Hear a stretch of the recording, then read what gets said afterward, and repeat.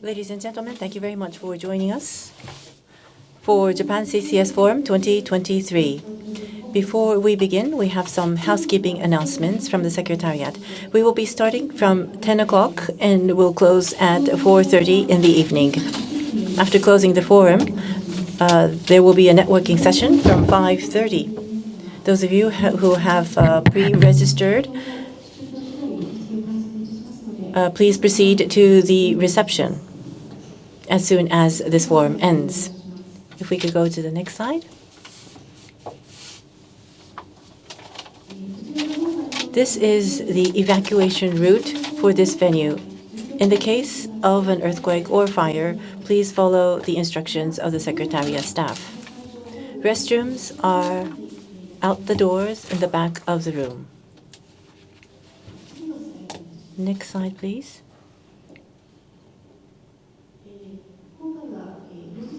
We have simultaneous interpretation service. Those of you who are joining us in person, if you leave the room or if you leave the session, please make sure to place the simultaneous interpretation receiver on the desk or on the chair before leaving the room.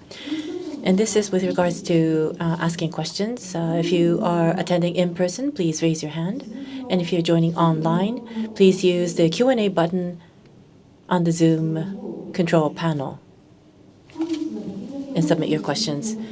We hope to take as many questions as possible, but we will stick to the time allocation. And once again, we have simultaneous interpretation service available today. And those of you who are attending in person, you should have a receiver. Japanese is 0 and English is 1. And those of you who are joining online, as we have informed you in advance by email, please use the Zoom simultaneous interpretation function to listen to the simultaneous interpretation. From the control panel, if you could click on the globe-like button, please choose the language of your choice, either Japanese or English. Next slide. Next slide. And after the forum, those of you who are joining in person, you will have a paper-based questionnaire, and there will be a pop-up for those of you who are joining online. Please send us your feedback by filling out the questionnaire. And that is all for the housekeeping announcement.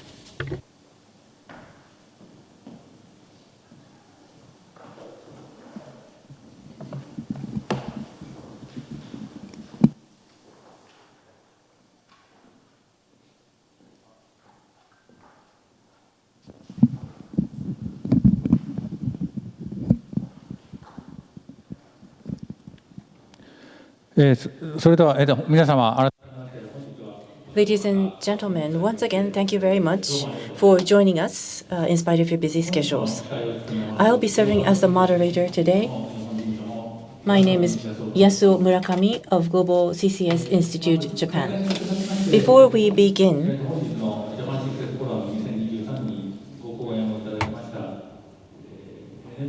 the speakers of Japan CCS Forum 2023 from JOGMEC and Carbon and J-Coal,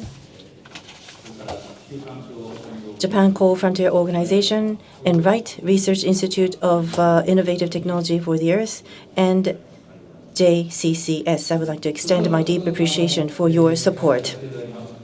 Now, without further ado, let us start the Japan CCS Forum. We will hear a keynote speech, and because of the circumstances, we would like to change the order. We will start with NEDO, New Energy and Industrial Technology Development Organization, Environment Department. Director General Shigekazu Fukunaga will deliver the keynote speech. Technology development of CCS toward carbon neutral by NEDO. Dr. Fukunaga, over to you.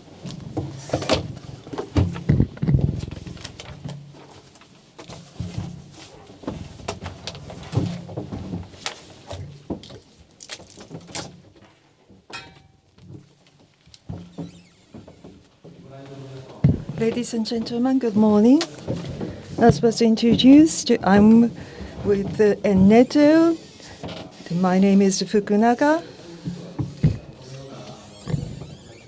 I would like to thank you, the Global CCS Institute, the organizer, and all the sponsors for giving me this opportunity. I would like to pay my respect and also the appreciation.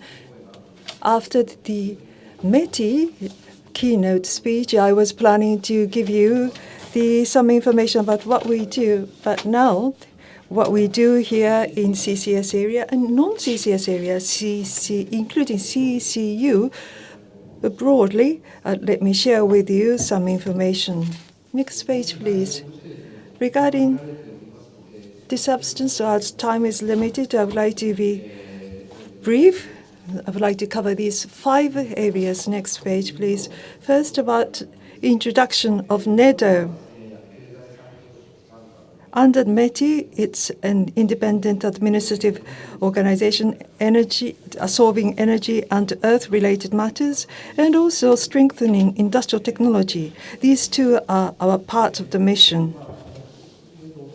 As NEDO, we are an innovation accelerator. These are keywords describing what we do. Technological development of the private sector has been supported by our organization. From the METI, we receive grant. In other words, we receive grant funding from the METI. And under various policies of METI in various projects conducted in the business, we distribute a grant. And we are expected to manage various projects. Business, academia, and government with stakeholders, we have close communication, and various demonstration projects have been promoted. And then ultimately, the implementation in the society is our aim, and that's part of our mission. Next page, please. More specifically, regarding the areas that we are active in, roughly speaking, there are 4: energy systems, energy conservation and environment, and industrial technology, and new industry, creation and discovery of technology, Cs, including CCS. Concerning the CCUS, energy conservation and environment, top right, light green part. It's positioned under this second category, and there have been many projects, not just the CCS, but thermal energy utilization,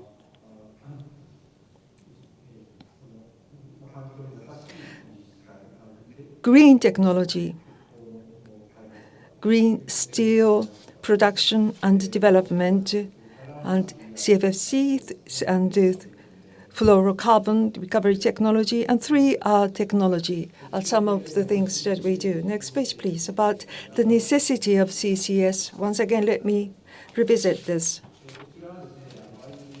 This is according to the IEA, and this is a forecast. Going forward towards 2050, regarding the CO2 emissions, we need to reduce the CO2 emissions, as has been discussed, in industry, in electricity and transport and buildings. In all these areas,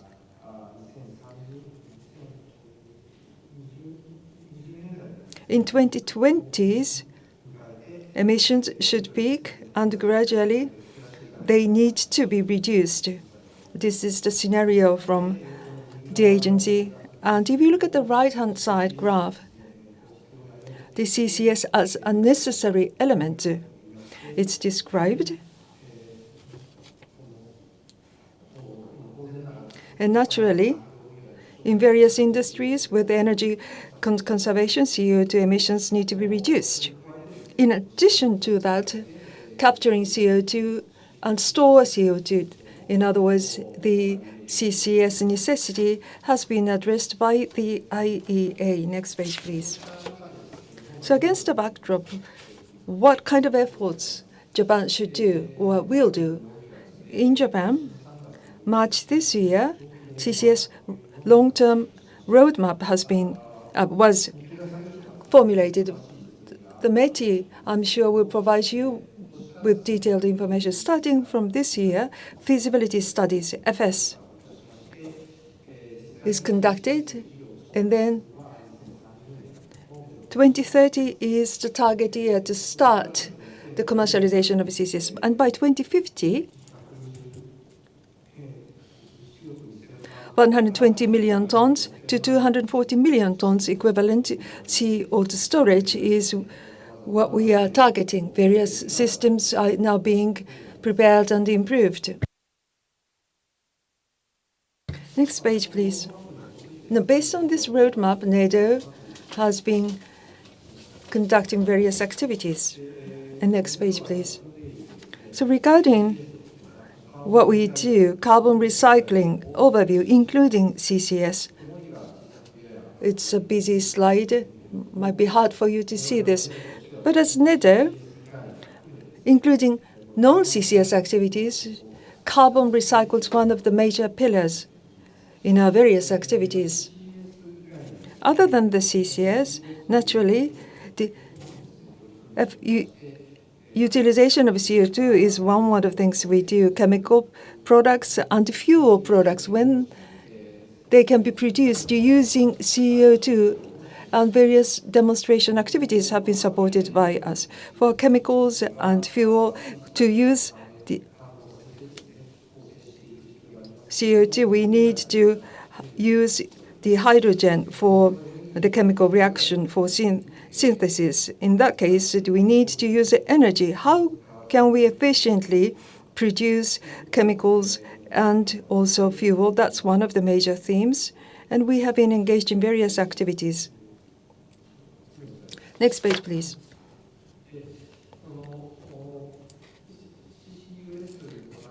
In the CCUS, for this effective utilization, as one of the themes that we do, CCUS is one of the major issues or themes that we have been handling. For the CCUS, from facilities and plants, CO2 needs to be sequestered and it has to be recovered. And once captured, the CO2 is transported and then stored. That would become necessary. So, COS capture and transport and storage, and including the utilization of the CO2, that's kind of a supply chain, or the entire flow is decomposed by different elements, and then we are addressing all those different elements. Next page, please. First, about capturing of the CO2. Concerning that process, at NEDO, various about the capturing, we have been supporting various R&D activities, chemical process and physical process, and also using the solid solvent.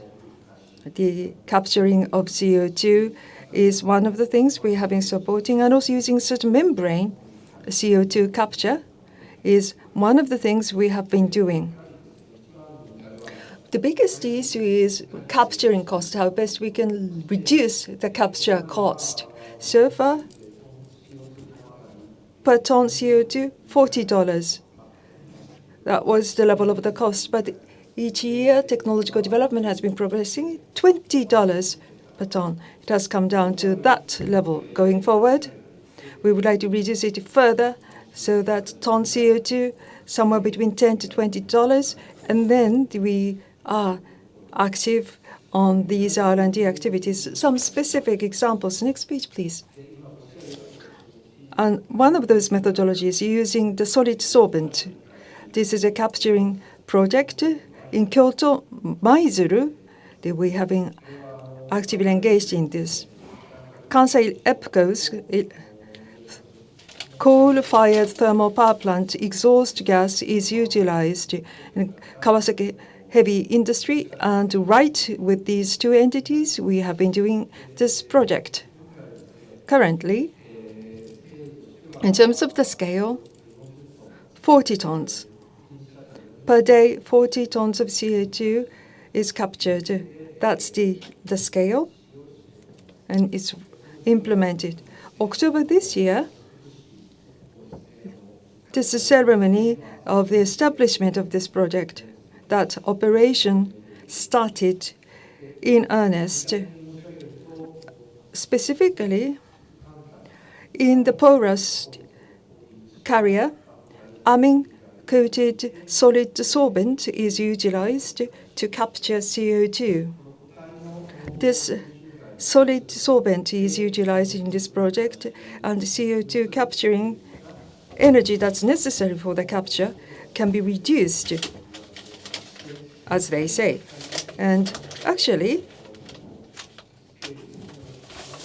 we would like to increase the scale, and this is the kind of a trial operation towards the 2024 that we would like to continue this demonstration. Next page, please. Now, captured CO2 needs to be transported, and then it's stored. We are also engaged in such projects. I will come back to this later. In Tomakomai, in Hokkaido, northern part of Japan, CCS, there is a CCS site.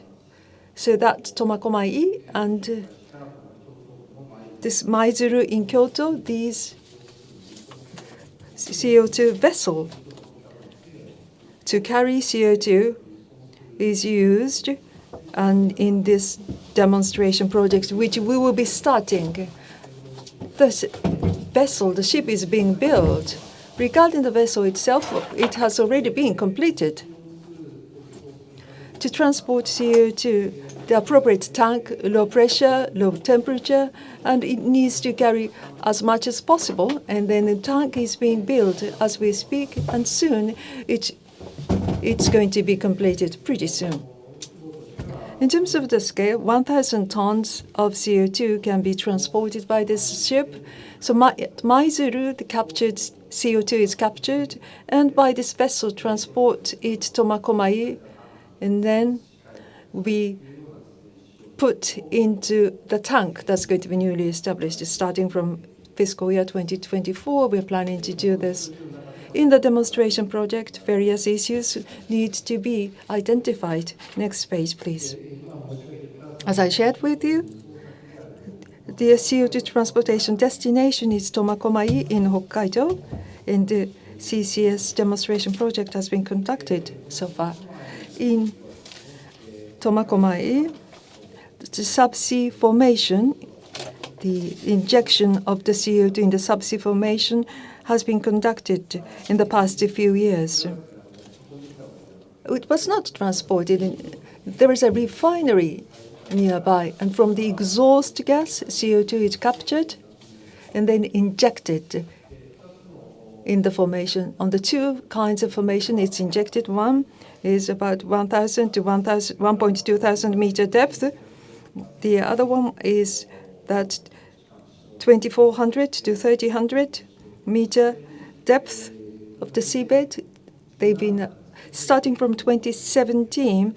Injection volume has been increased. Currently, 300,000 tons of CO2 have been injected. Currently, we are monitoring the process. Some characteristics, it's very close to downtown, and the CCS activity is conducted. In that sense, it's rather rare, even globally. Next page, please. Regarding the actual CCS, it's done in a place called Tomakomai. With CCS, the impact on the formation as the basic research, we are conducting that as well. In the formation, water is injected, and then what kind of impact could it have on the formation? The optical fiber is used. The optical fiber sensor is used. As you can see in this example, into this formation, the vertical three balls are bored, and from the left-hand side, the water is injected. Regarding the center bore, the formation is observed, changes observed using this optical fiber sensor. Right-hand side, the water level is gauged. With this water pressure, what kind of change could we observe in the formation? We are utilizing these fiber optics sensors. With these activities, the actual impact by the CCS on the formation is one of the things that we have been researching. Next page, please. Regarding these activities, we are collaborating with overseas institutes, North Dakota State, North Dakota in the US, and Perth in Australia, Ottawa. Such the tests have been conducted to research the impact on various kinds of formation. Next page, please. So far, we have conducted such demonstration projects, and regarding the results, we have compiled those examples and we have published them. So far, regarding those 8 sites, in the 8 chapters, there are 8 chapters covering all these examples. And chapter 1 through chapter 3 have been completed and disclosed and published. We do have an English version as well. If you could kindly search them, the past results can be seen in English as well. Next page, please. I'm aware of the time constraint, so I'll be brief. Next page, please. There's another, other than the CCS, CCU, carbon recycling project is conducted on a large scale in Hiroshima, Osaki, Kamishima. This is a remote island. And from the coal thermal power plant, exhausted CO2 is captured. And to recycle the captured CO2 is what we do in this particular project. Here, right next to a power plant, Carbon Recycle Research Center has been established, basic research and also demonstration research, and also the algae research. Using algae to absorb CO2 is one of the things that we are researching. Next page, please. This is the actual site. University or businesses, companies, they go into this building, including the basic research from the power plant. Based on the CO2 taken and captured from the exhaust gas, various R&D activities are conducted. It was opened in December last year. Currently, we have been working on R&D activities. Next page, please. I'm aware of the time, so the final page, please. Green Innovation Fund. This is 2.8 trillion yen worth of fund from the government. We have received this amount of money, and for CO2 capture and storage projects, we have been doing many of them. The last slide, please.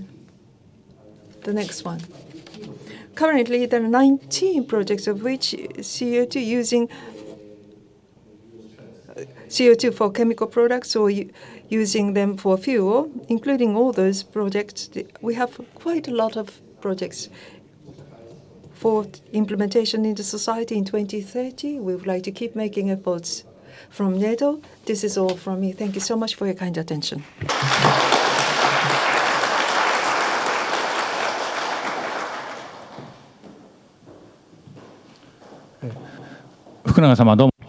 Thank you very much, Mr. Fukunaga.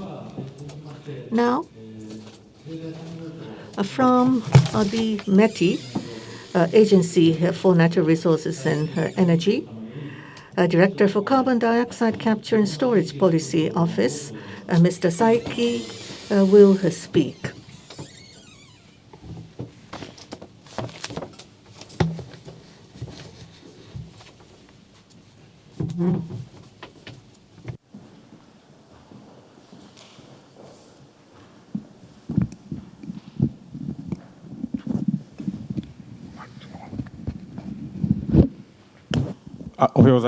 Good morning, ladies and gentlemen. As has been kindly introduced, my name is Saiki, head from METI. First of all, Mr. Nambo, Ms. Miyashita, and Mr. Jared Daniels from Global CCS Institute. I would like to offer my sincere appreciation to decarbonize the whole of Asia. That is what we are trying to do.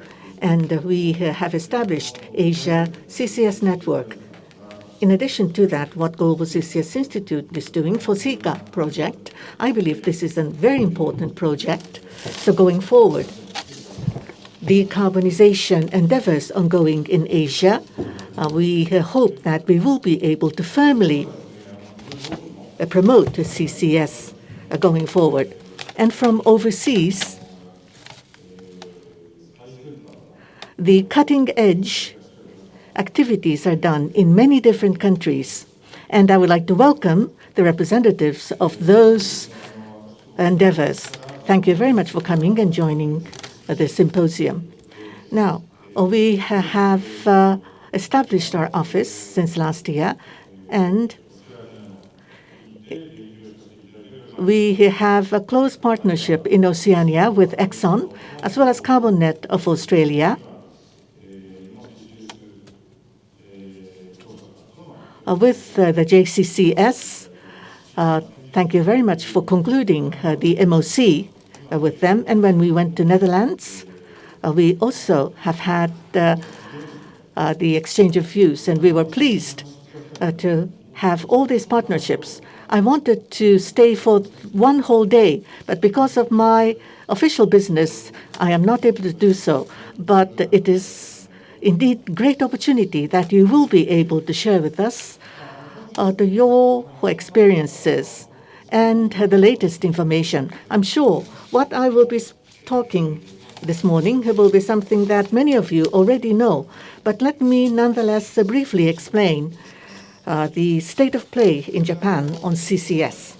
Now, in March this year, we have put forward Japan's long-term roadmap for CCS.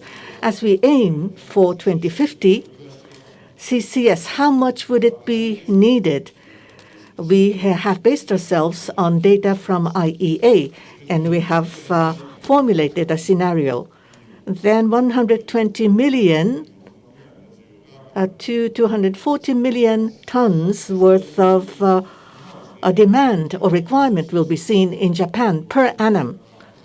But so far, in a strategic energy plan, the CCS needs to be utilized. And since the manufacturing sector looms high in our GDP, will 10% to 20% be enough? I don't think that would be adequate enough. So we have come up with 6 specific actions that we are proposing. First of all, the government needs to provide support. This is number 1. And number 2, how to reduce the costs for CCS. The cost of CCS onshore, and if we do have pipelines, then already in Europe, it is already on par with the carbon pricing levels. But if we are to go for more economic viability, we need to further reduce CCS costs. By the year 2050, we need to reduce by 40% or so. So on the whole, sequestering, we need to introduce innovation as well. And furthermore, we need to have scalability. We need to invest into projects with high potential of scalability. And by doing so, we hope to reduce by 40% for the necessary costs. And number 3 is most important. The CCS business, especially for storage business, how to spread the public understanding of this. In Japan, we are not really an advanced country when it comes to mining industry.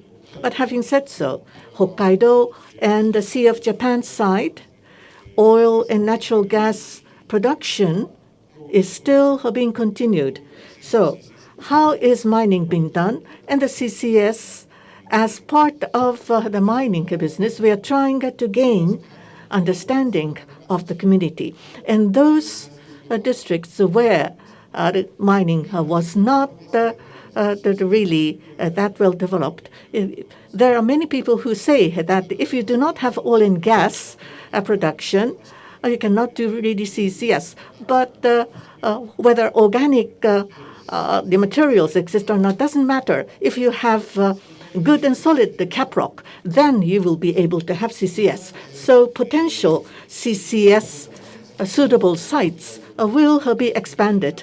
Therefore, it is important for us to gain the understanding of the community, and we need to continue to persuade and have detailed explanation, and also to demonstrate that projects are successful and very safe. This is what we need to do. And number 4, we need to promote overseas CCS business. We need to invest more overseas. Now, it may take time to try to develop storage sites inside Japan. So for proven storage reservoirs in overseas need to be also made use of. So at the end of September, we had the Asia CCS network working closely with the area of the institute, so Petronas, as well as JOGMEC, and we METI. We have concluded the memorandum of cooperation. So we will be solidly considering the possibility of export. It is just under consideration right now. And for the CCS business, not only with Malaysia, but somewhere in Oceania, should I say, there are potential partners with whom we would like to continue negotiation with. And the importance of CCS, it does not have to be just export of the CO2, but through credits. We will be able to utilize those credits inside Japan. So you don't have to fully develop infrastructure just for the export basis. Partly we can do through credits.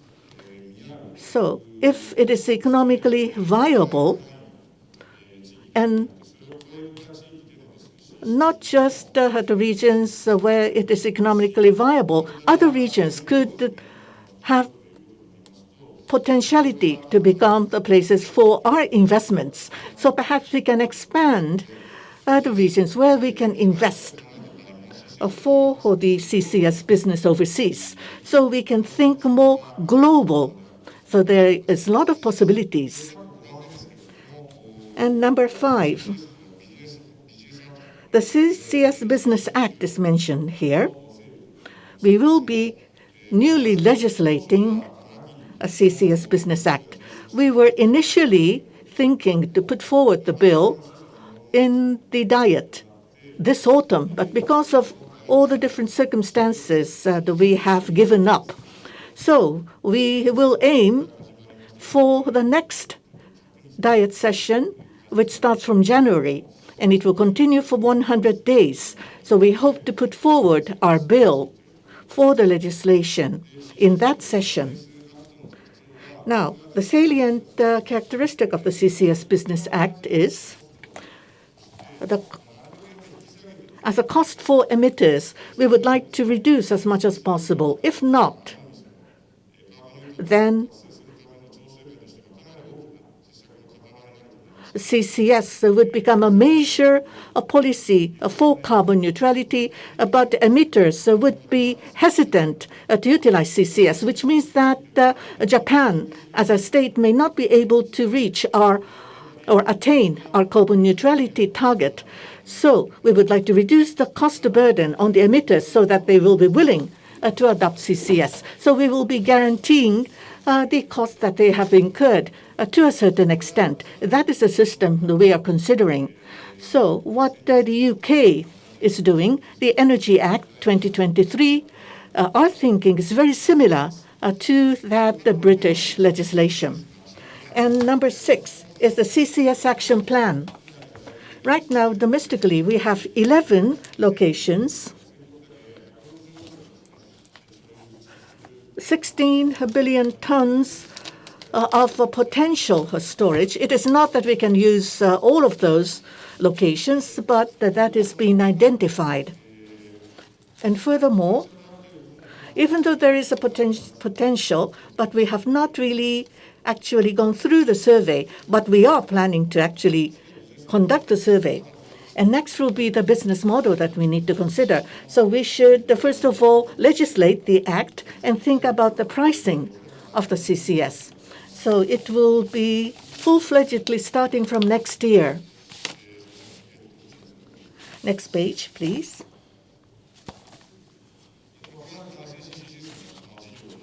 This is the Advanced CCS program.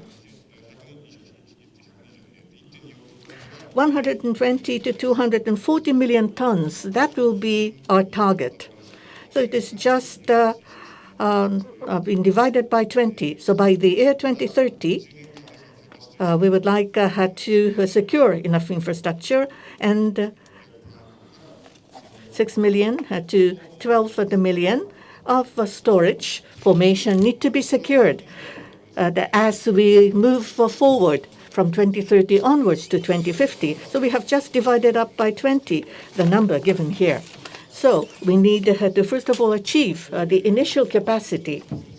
Now, as for the CO2 source, the thermal power plants, as well as steel plants, chemical plants, cement plants, and paper plants, and hydrogen plants, those would be sources for CO2 is what we envisage for the CCS business. And then you have transport methods of pipeline and ship. The NEDO is making research. Several tens of thousands of the LCO2 ships need to be accommodated. And for storage areas from onshore and then on the sea, on the nearshore and offshore, these sediments are near where the volcanoes are seen. So it is from onshore to the nearshore, mostly in Japan, not too far off, but near the coastline. We would like to have pipelines being built from onshore and linked to the offshore pipeline.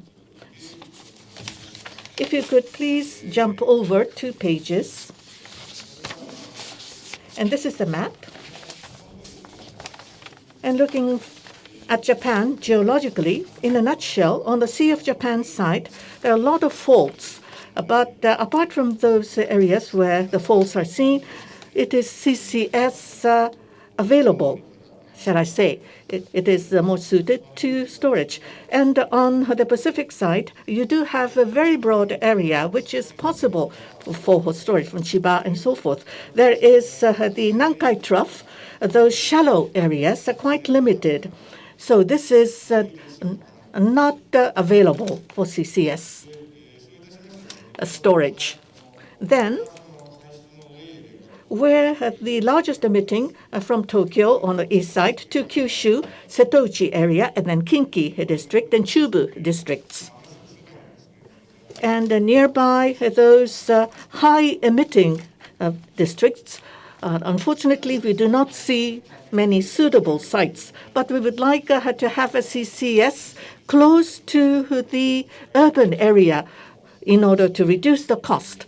But in the Tokyo metropolitan areas and Kyushu for northwest, these possible sites are near the urban areas. But in Hokkaido, it will be Tomakomai. There are many heavy industries located here, so the large emitters are concentrated here in Hokkaido. So both the emission and the storage are quite close by. And for other districts, you need to have shipping made available. Now, turning to next slide. For the advanced CCS program, I have given you some of the examples. For carbon neutrality to be achieved, with that goal in mind, we take from large emitters to install CCS facilities, but it would not be possible to achieve carbon neutrality. So we need to spread the CCS network from 2030s onwards up until 2040s.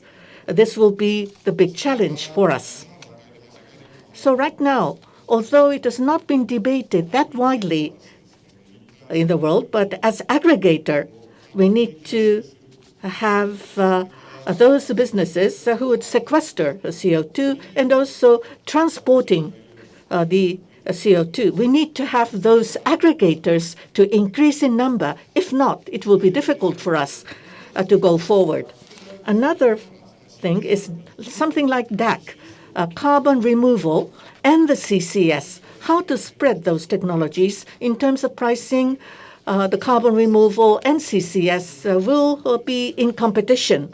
And DAC seems to be the focus of attention these days globally. But in Japan, we have very small hot areas. And on the other hand, there is large emission.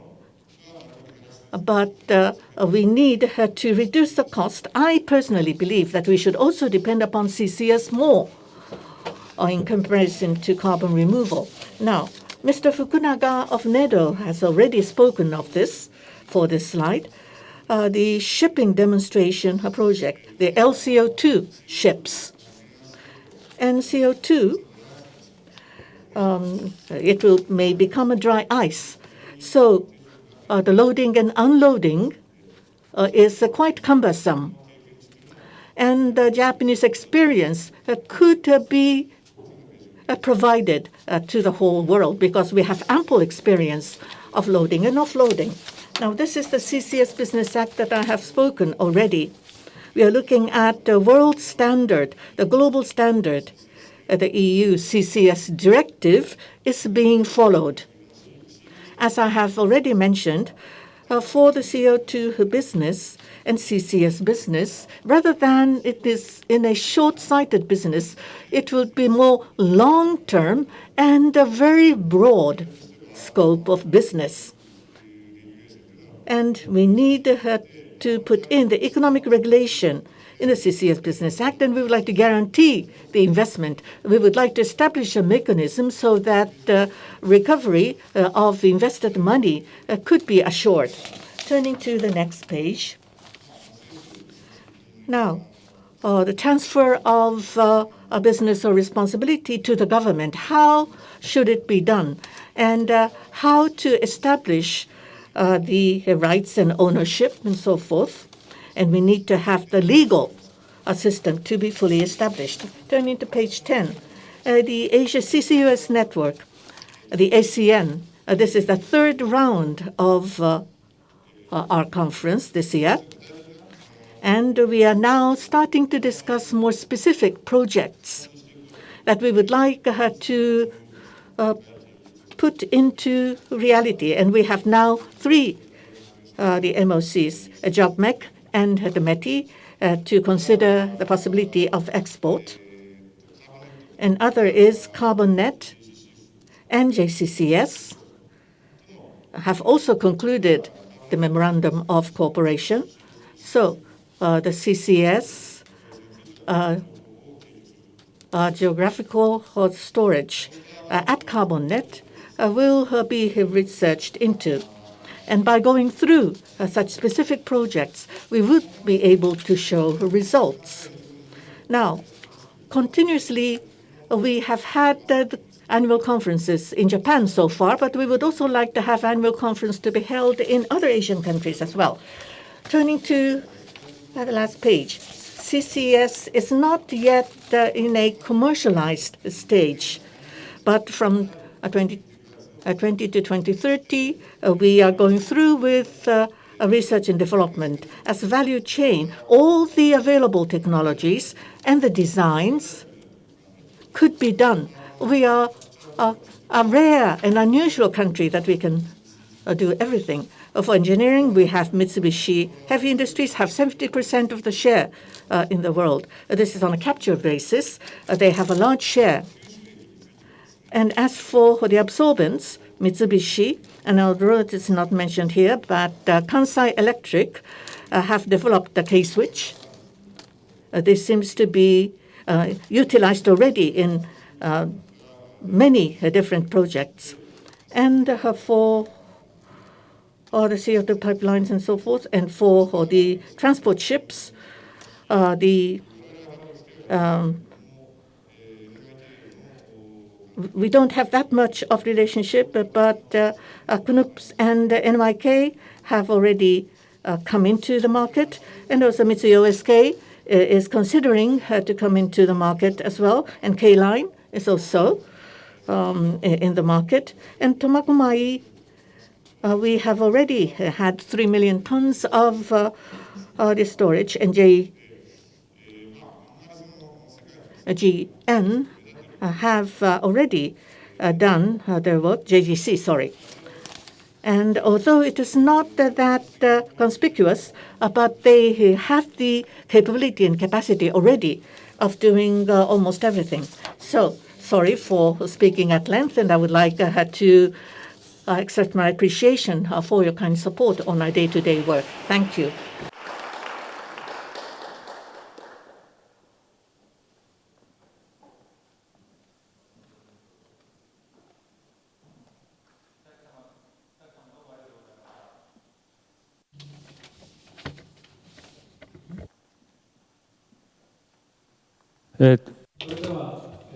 Thank you.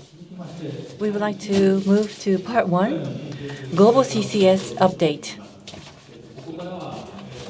From part one, the moderator will be Mr. Hiroshi Nambo, branch representative of Japan Global CCS Institute, and he will be serving as the moderator. Good morning, ladies and gentlemen. Mr. Saiki, Mr. Fukunaga, thank you very much for the keynote speech.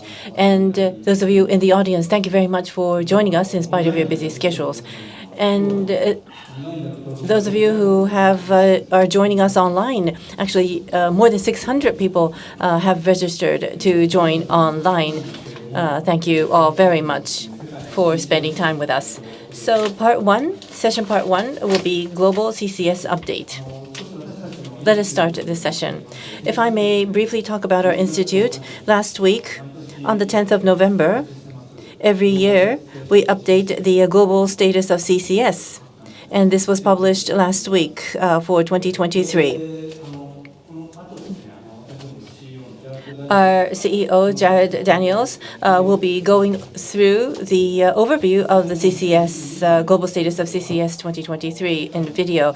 In last year's video, CCS facilities around the world in operation, in construction, in plan, 196 in total. And this time in the 2023 report, it has increased to 390, which suggests that a large number of projects have increased, have come online in just 1 year. So there is a big momentum, definitely. And every year when we hold the Japan CCS Forum, thanks to your support, we receive feedback through questionnaires, and the request that we receive is to give us an update on CCS situation and policy of each countries and project update in each country. Those are many of the requests that we receive every year. And therefore, in part one, we have speakers from in and outside of Japan to share with us the CCS update from various parts of the world. Now, without further ado, organization presentation by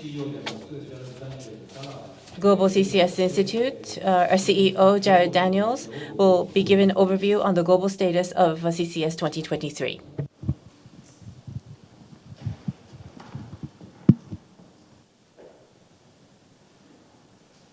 Hello, I'm Jared Daniels, the CEO of the Global CCS Institute, and it's my pleasure to be with you virtually today to present the global status of CCS for this year, 2023.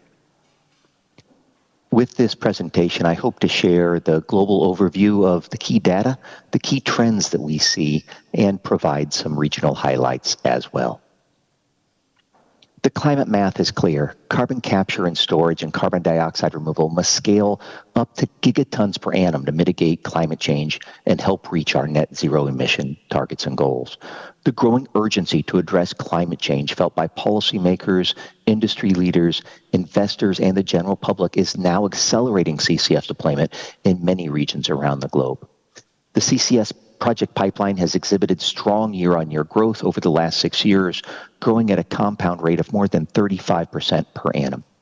The Institute is now tracking 41 projects in operation and 351 in development globally, with new projects being announced weekly.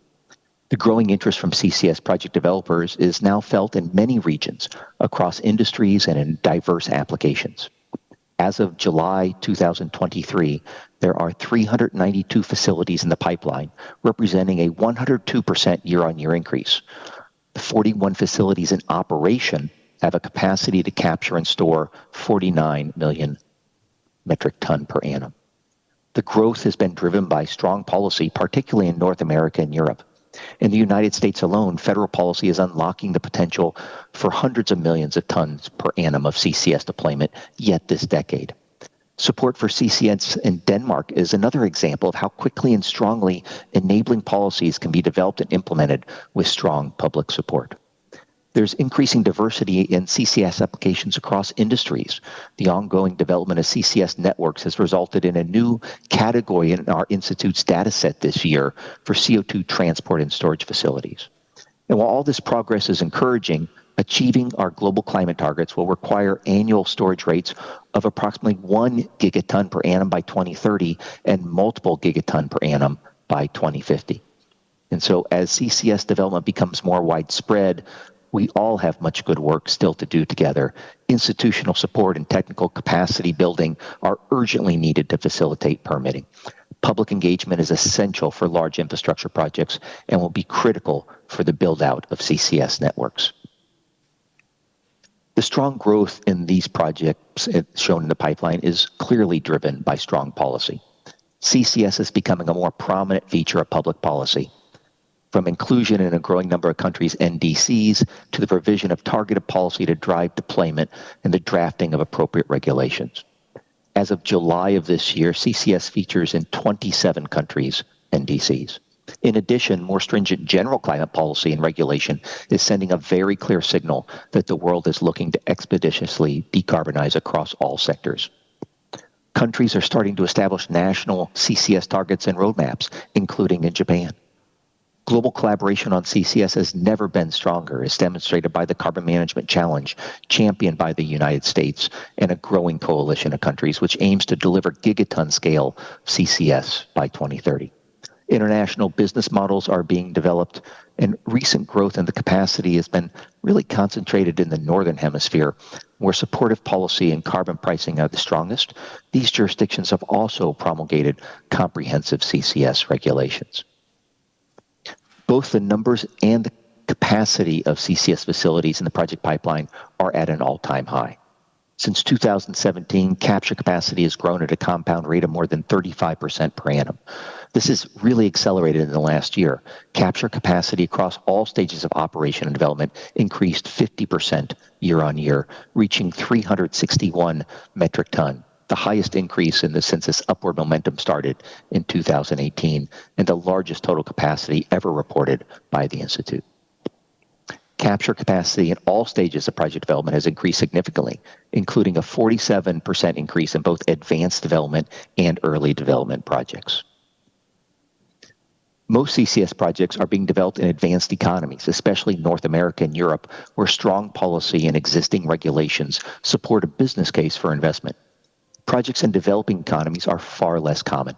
It's clear from this map that South America, Africa, and Central Asia have little to no CCS project development activity. However, it's encouraging to see development activity in developing Asia. Whilst the 102% year-on-year increase in the number of projects is a great headline, meeting our global climate targets will require CCS development across the global South, and we all need to work together to speed that progress. In terms of where the projects are on a country-by-country basis, the U.S. still dominates CCS deployment with 73 new facilities entering the pipeline in 2023. The UK, Canada, China, and Norway all increased their facility counts and remain in the top 5 countries.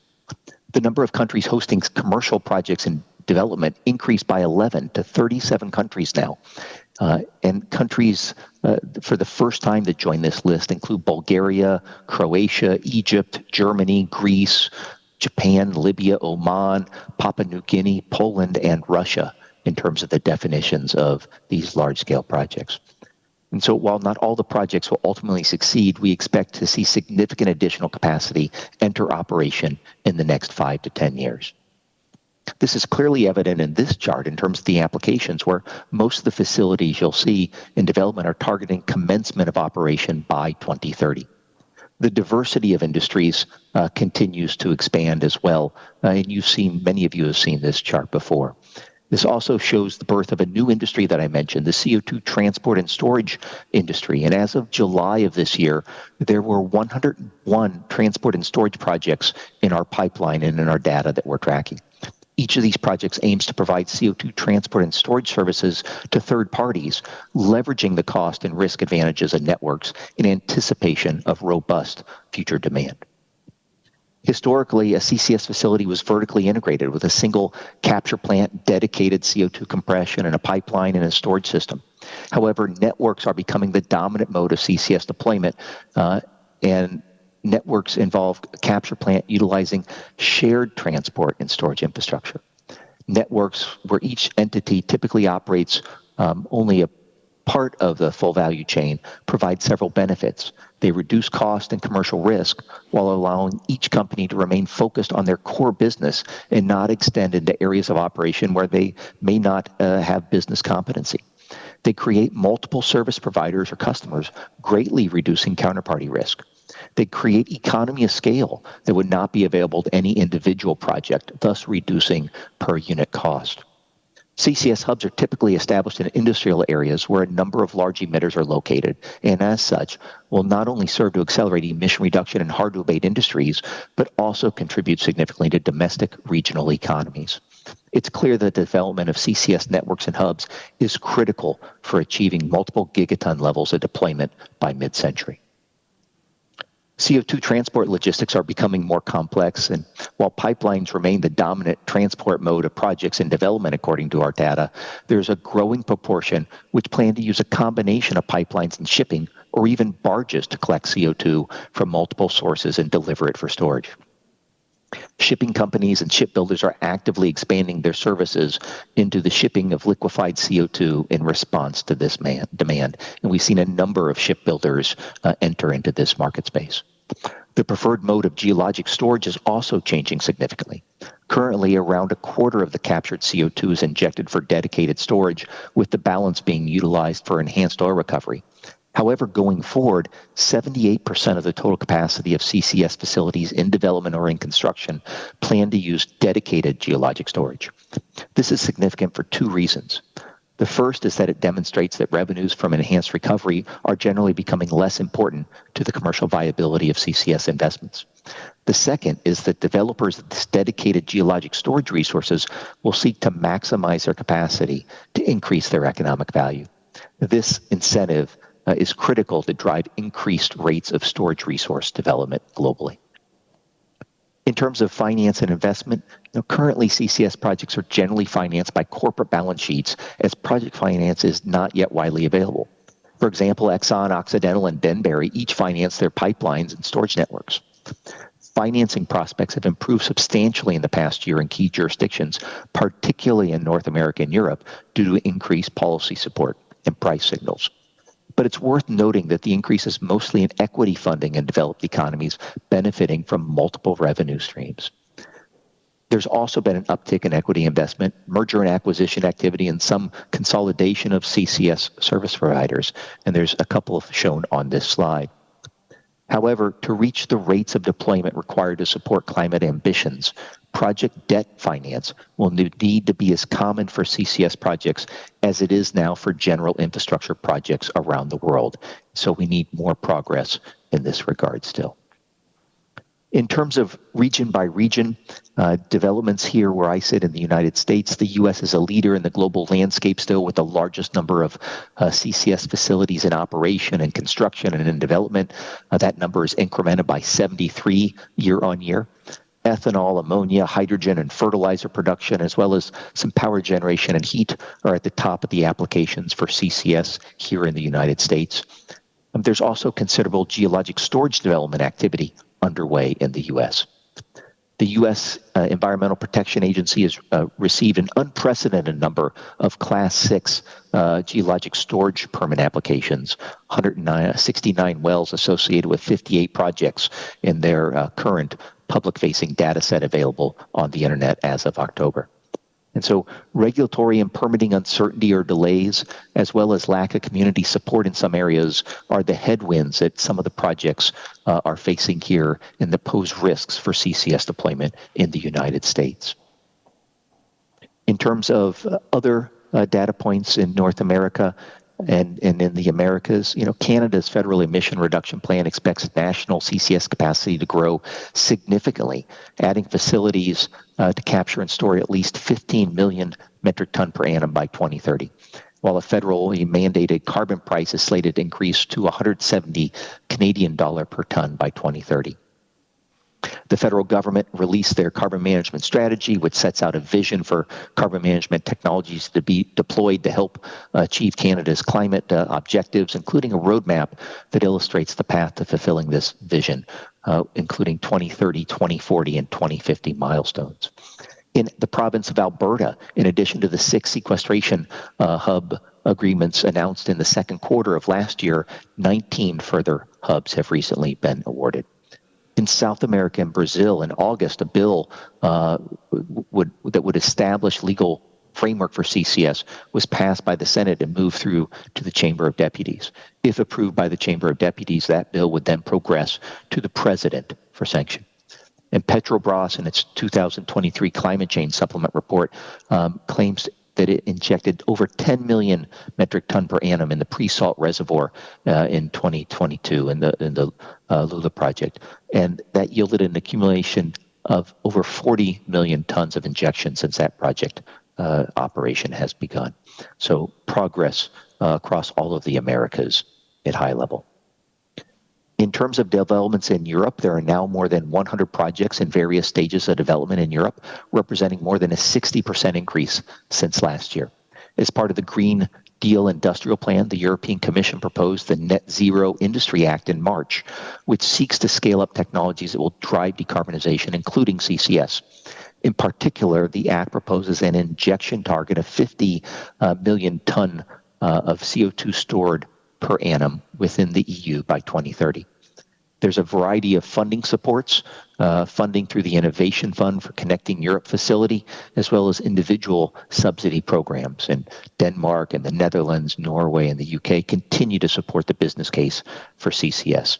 In addition, the trading scheme price reached a new high of €100 per ton in February of this year, contributing to an improved business case for CCS projects. There's been a number of bilateral agreements and declarations that are being signed across Europe to facilitate cross-border collaboration in transportation of CO2. Specifically, Denmark and Norway are looking to position themselves as CO2 storage hubs for Europe. Denmark continues to develop CCS regulations and move toward implementing with speed. It's aiming to become Europe's a European CCS hub with total expected capacity of up to 52 million ton per annum in 2030-2032 timeframe. The government supporting CO2 storage and capture development through subsidies with €3.6 billion allocated for 2 tenders. The Ministry of Climate, Energy and Utilities and the Danish Energy Agency selected Ørsted Bioenergy and Thermal Power for support of their capture and storage of at least 400,000 ton per year starting from 2026 for 20 years. In the UK, the government in its spring budget announced it will invest £20 billion in CCS with a target of capturing 20 to 30 million ton of CO2 per year by 2030. And they've got a number of clusters progressing well in the UK. The Dutch government has continued to reward the deployment of CCS in 2023 2023, along with other green technologies through its SDE++ subsidy. And following the positive court decision in August, the Portos project reached positive FID just last month in October. The Aramis project will offer CO2 transport infrastructure from Rotterdam to multiple storage fields in the North Sea. And it appears to be fully subscribed for the first 5 million ton per annum of capacity. In Norway, they're progressing with their full-scale Longship CCS project, and they've also started awarding other exploration and storage licenses to expand their storage capacity and meet growing demand in Europe. And so much activity in Europe progressing in a variety of manners. In the Middle East and Africa, which already accounts for 8% of global operating capacity, it's now on the cusp of a remarkable uptrend driven by a number of factors. Climate targets, specifically in the UAE and Saudi, who have both announced net zero targets for 2050 and 2060, respectively. The second factor is the emergence of low-carbon hydrogen as an export market opportunity, and there's also strong emphasis on industrial diversification in the Middle East region. And so a number of projects are moving forward here, and recent announcement from ADNOC in terms of positive FID and the Habshan CCS facility that will expand their already existing capture capacity at Al Rayada. And in the Saudi region, the Al Jubail Hub industrial cluster is on track to target capturing 9 million ton per annum, operational by 2027, on the way to 44 million ton per annum by 2035. Also happy to note that the Saudi Arabia Ministry and the government recently joined the Institute as our newest government member, and that was publicized last month as well. In terms of in developing Asia Pacific, and many of you know this far better than I do, there's currently 12 facilities in operation in the Asia Pacific region, 8 in construction, and a further 34 in development. The total facility count increased from 20 last year to 54 this year. Several gas industry-led projects are considering storing third-party CO2 in addition to their own as an additional source of revenue. And conversely, emitters in nations with limited geologic storage resources, such as Singapore, Japan, and South Korea, are starting to look for opportunities to export CO2 for storage in other countries.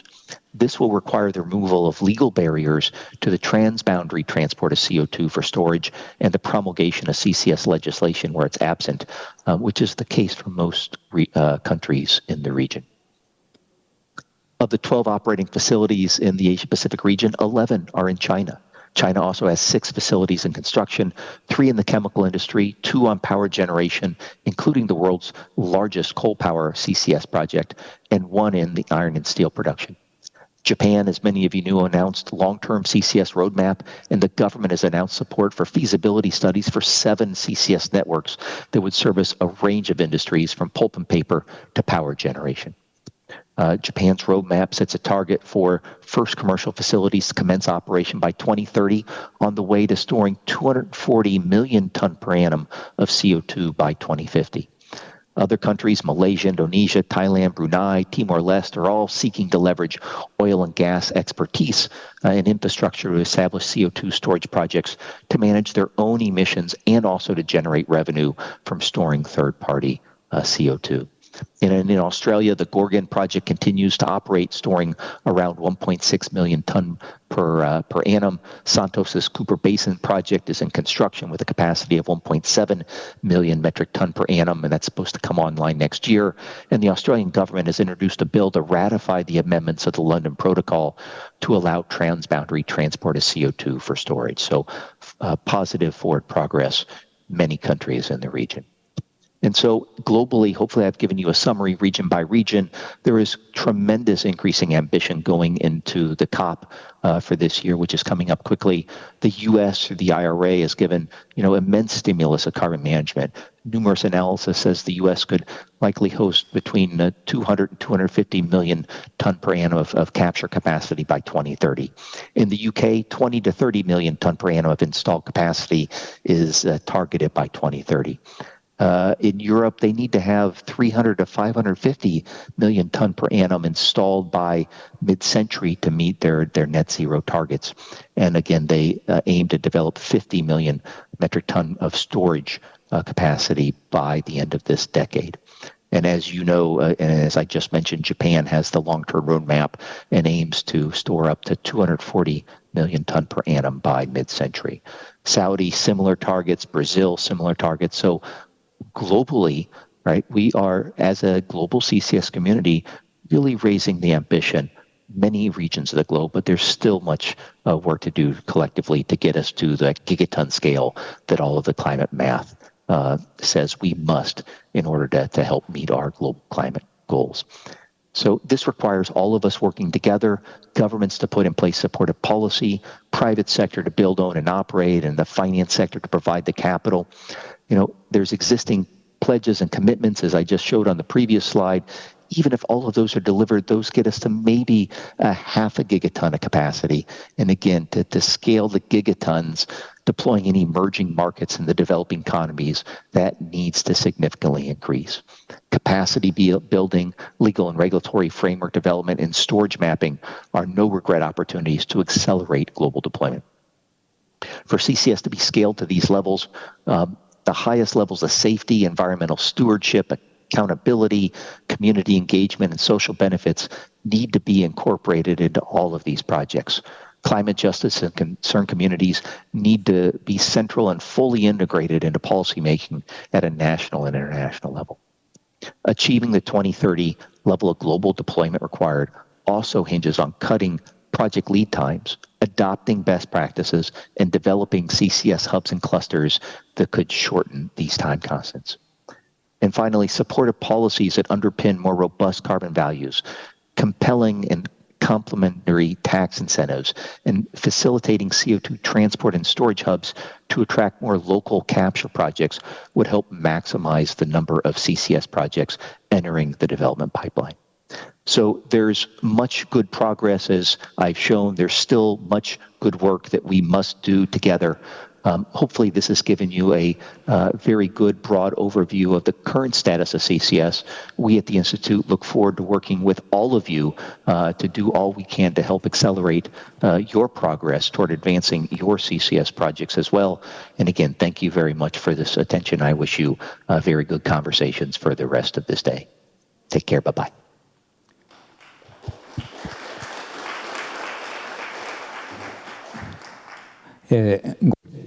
Thank you so much for your kind attention. Jared Daniels, he really wanted to come to Japan, but I'm so sorry he just was unavailable. Please excuse us for his participation via video. From our corporate site, you could download the video. I would like to encourage you to download his speech so that you can look into the details. Well, we would like to move on to the next presentation. In Jared's presentation, it was also mentioned Denmark. From Denmark Embassy, Denmark is really enthusiastic about CCS. We are honored to have Minister Councillor Sune Strom, Economic Diplomacy, Energy, from the Royal Danish Embassy to Japan. He will be sharing with us the status on CCS in Denmark. Sune-san.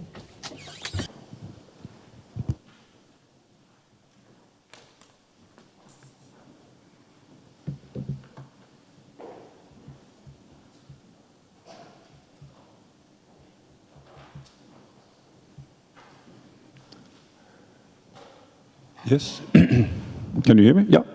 Thanks for the first slide. It's a privilege to be invited here to share some of the current development of CCS in Denmark. We are a small country. We are probably more known for Hans Christian Andersen, beers, and wind turbines. Talking about CCS and especially the opportunities within CCS in Denmark is definitely something new. My name is Sune Strøm, and I'm serving as energy expert at the Royal Danish Embassy here in Japan. I'm responsible for the authority-to-authority collaboration between Japan and Denmark on energy. And in this collaboration, we mainly focus on offshore wind, clean/green hydrogen and ammonia. And lately, we have also entered into a letter of intent on collaborating on how to speed up innovation within floating offshore wind. But I promise you today I'll stick to CCS. Next slide, please. So from a policy angle in Denmark, we will definitely distinguish, I think, like everyone else, between black-gray CO2 from fossil fuels and then biogenic CO2 coming from biogas, biomass, or other input sources alike. The fossil-based CO2 from the policy side will be stored, mainly due to a higher and higher price on CO2 from the ETS system in Europe. While the biogenic one, we will actually use that both for, you could say, net negative emissions, so store the biogenic CO2 or use it in different ways. We have seen that on the NETO presentation earlier. It could be aviation fuels, e-methanol, or part of other industrial uses. The Danish government and parliament, they have basically continuously, over the last couple of years, legislated the framework for CCS. And the latest update came here in September this year. In this legislation, we have allocated further funds for CCS tenders in Denmark so we can move forward. We have settled the ownership opportunities on CCS infrastructure, so it can both be publicly or it can be privately owned or in public-private partnerships. And then we have also been inspired from our oil and gas exploration and basically copied the ownership model where the Danish North Sea Fund will take 20% stakes in CCS infrastructure in the North Sea. We have had the first tender that was also mentioned by Mr. Daniels. I'll come back to that a little later. And this tender was basically, it has ended up with negative emissions. And the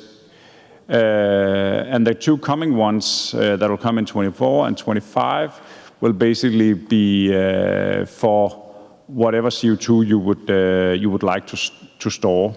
And for those two, we are aiming for 34 million tons of CO2 over the next 15 years for those 24 and 25 auctions. Next slide, please.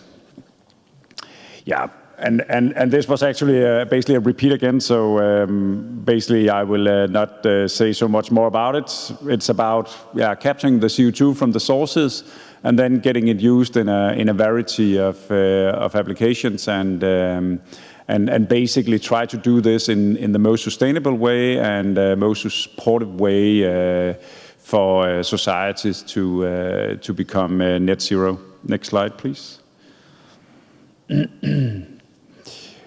So a little more details on this first larger auctions we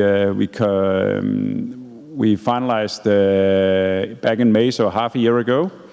The Danish utility and actually mainly offshore wind developer today, but they're also having Ørsted is also having some particular biomass-fired power plants in Denmark, and therefore they have also looked into how to store CO2 and how to use CO2. They're also looking into all kinds of green fuels and so on.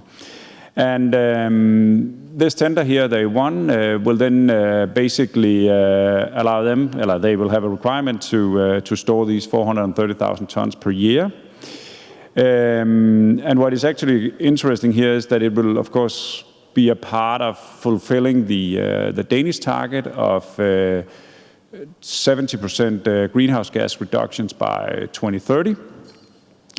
But then it's also included in this is that Microsoft will actually buy, you could say, CO2 storage credits, if we can call it that.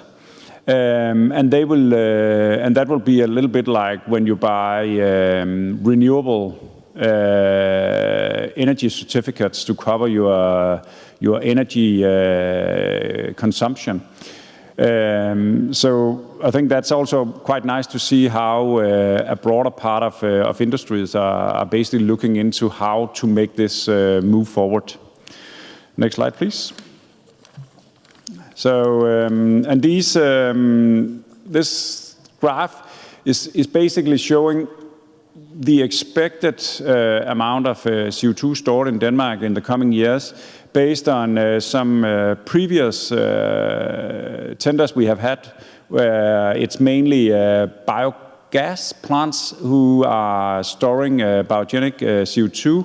And that's why it's here labeled as the negative emission CO2.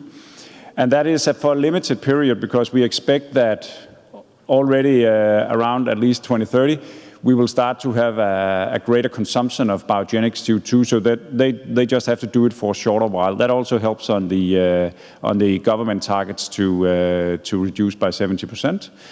And then the next big block, the CCUS block, is basically the Ørsted tender covering that part, so for 20 years. And then the large blue part is these two coming tenders and the expected amounts of CO2 stored in those. So sometimes we talk a lot about how to do and how to act on this, but this is very concrete. This is what we do. Funding is provided. It's legislated. It's about now getting industry to bid into this, make it as cheap as possible for everyone, and make it work. That's basically where we are now. Next slide, please. And here you can see a map of Denmark, including our sea zone in the North Sea. Those areas that are marked most to the west in the triangle, those are actually already licensed. So there are companies who are developing CO2 storage facilities in those areas.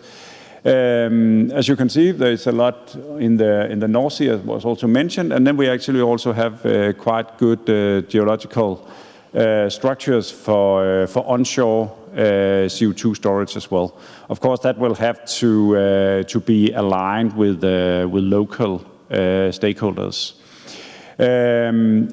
And what it will be quite interesting to see is how we will fit offshore wind turbines and CO2 storage in the same areas. But we will have to find solutions for that, as we have to move forward on both issues here. Next slide, please. And one of the reasons for why we try to move also fast here in Denmark is, besides trying to support basically climate action, but it's also because we have quite a good potential in Denmark.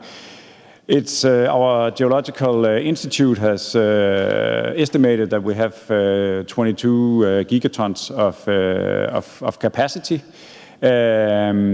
which you can say, okay, it will cover 500 years of the current Danish emissions. And if I looked in some numbers, and it seemed like we have in Denmark emitted over history 4 gigatons of CO2.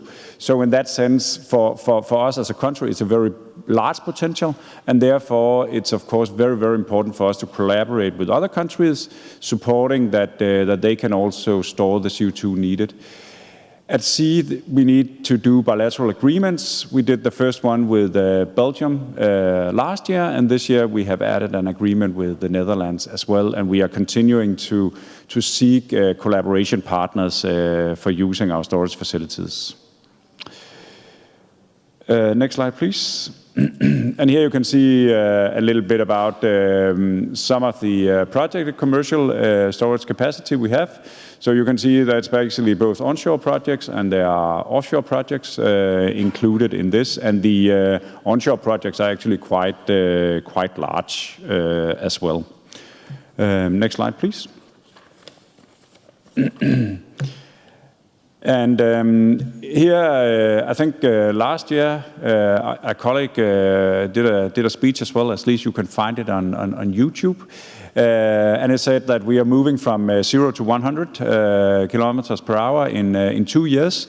Now we have extended that 2 years into 3 years with even more activities, as you can see here on the screen.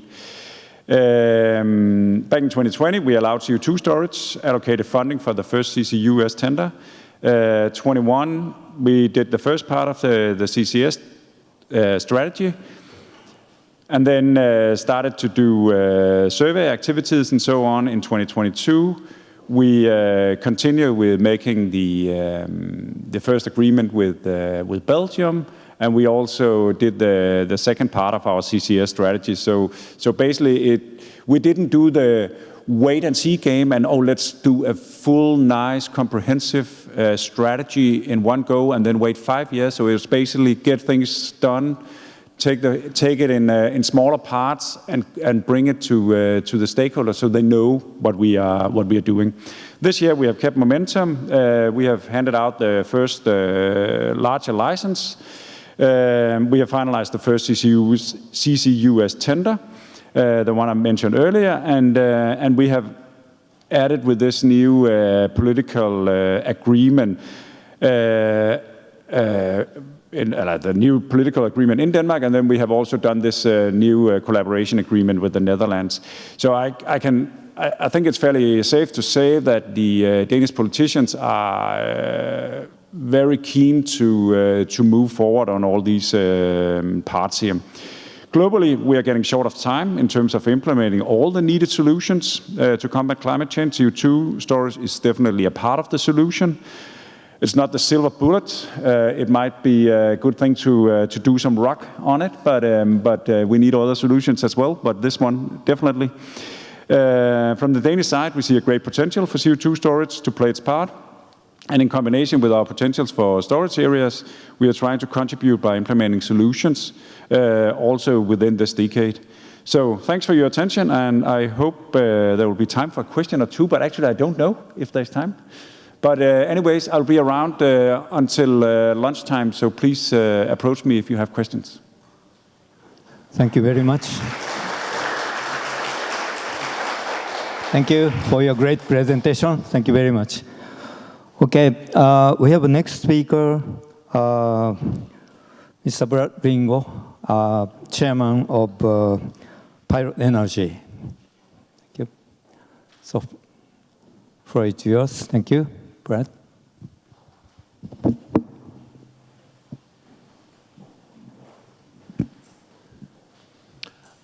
I'd like to thank the organizers, the Global CCS Institute, for giving me this honor to present about Pilot's Cliffhead CCS project. Quite humbly, Pilot aims to deliver the first operational CCS storage project or CO2 storage project in offshore Commonwealth waters in Australia. Next slide, please. We are an Australian publicly listed company. And these are our compliance statements, so you can look at that at your leisure. Next slide, please. First of all, Pilot is a small, traditional oil and gas exploration and production company.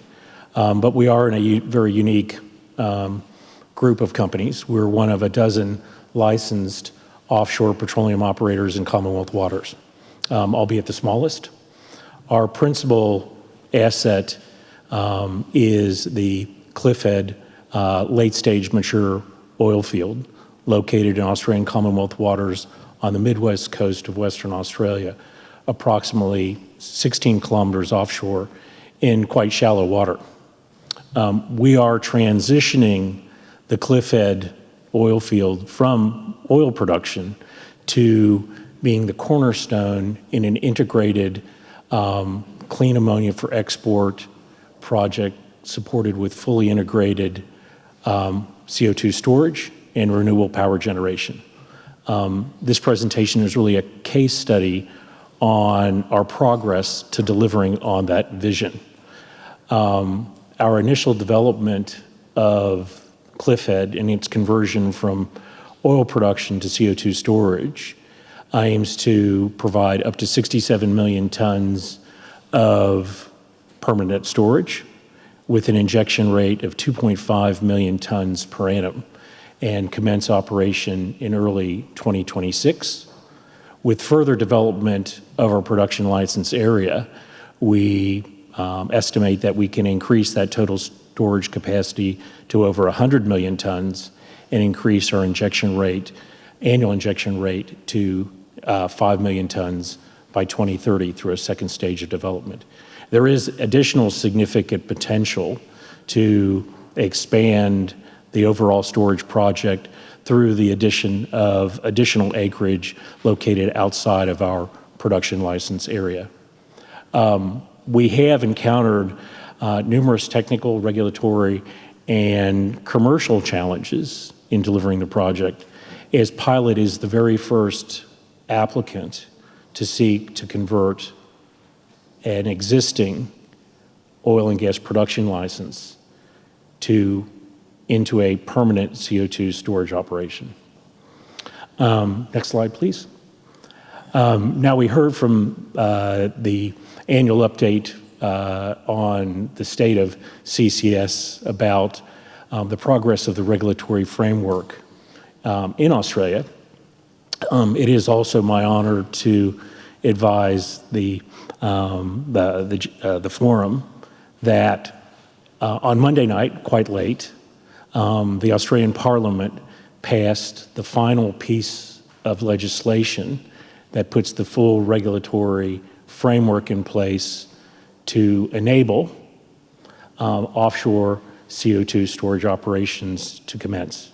Australia, as a signatory to the London Protocol, had endorsed all of the London Protocol CCS CO2 storage amendments, but had overlooked actually enabling enacting the enabling legislation of the Australian Environmental Protection Act that would conform that act to the treaty obligations.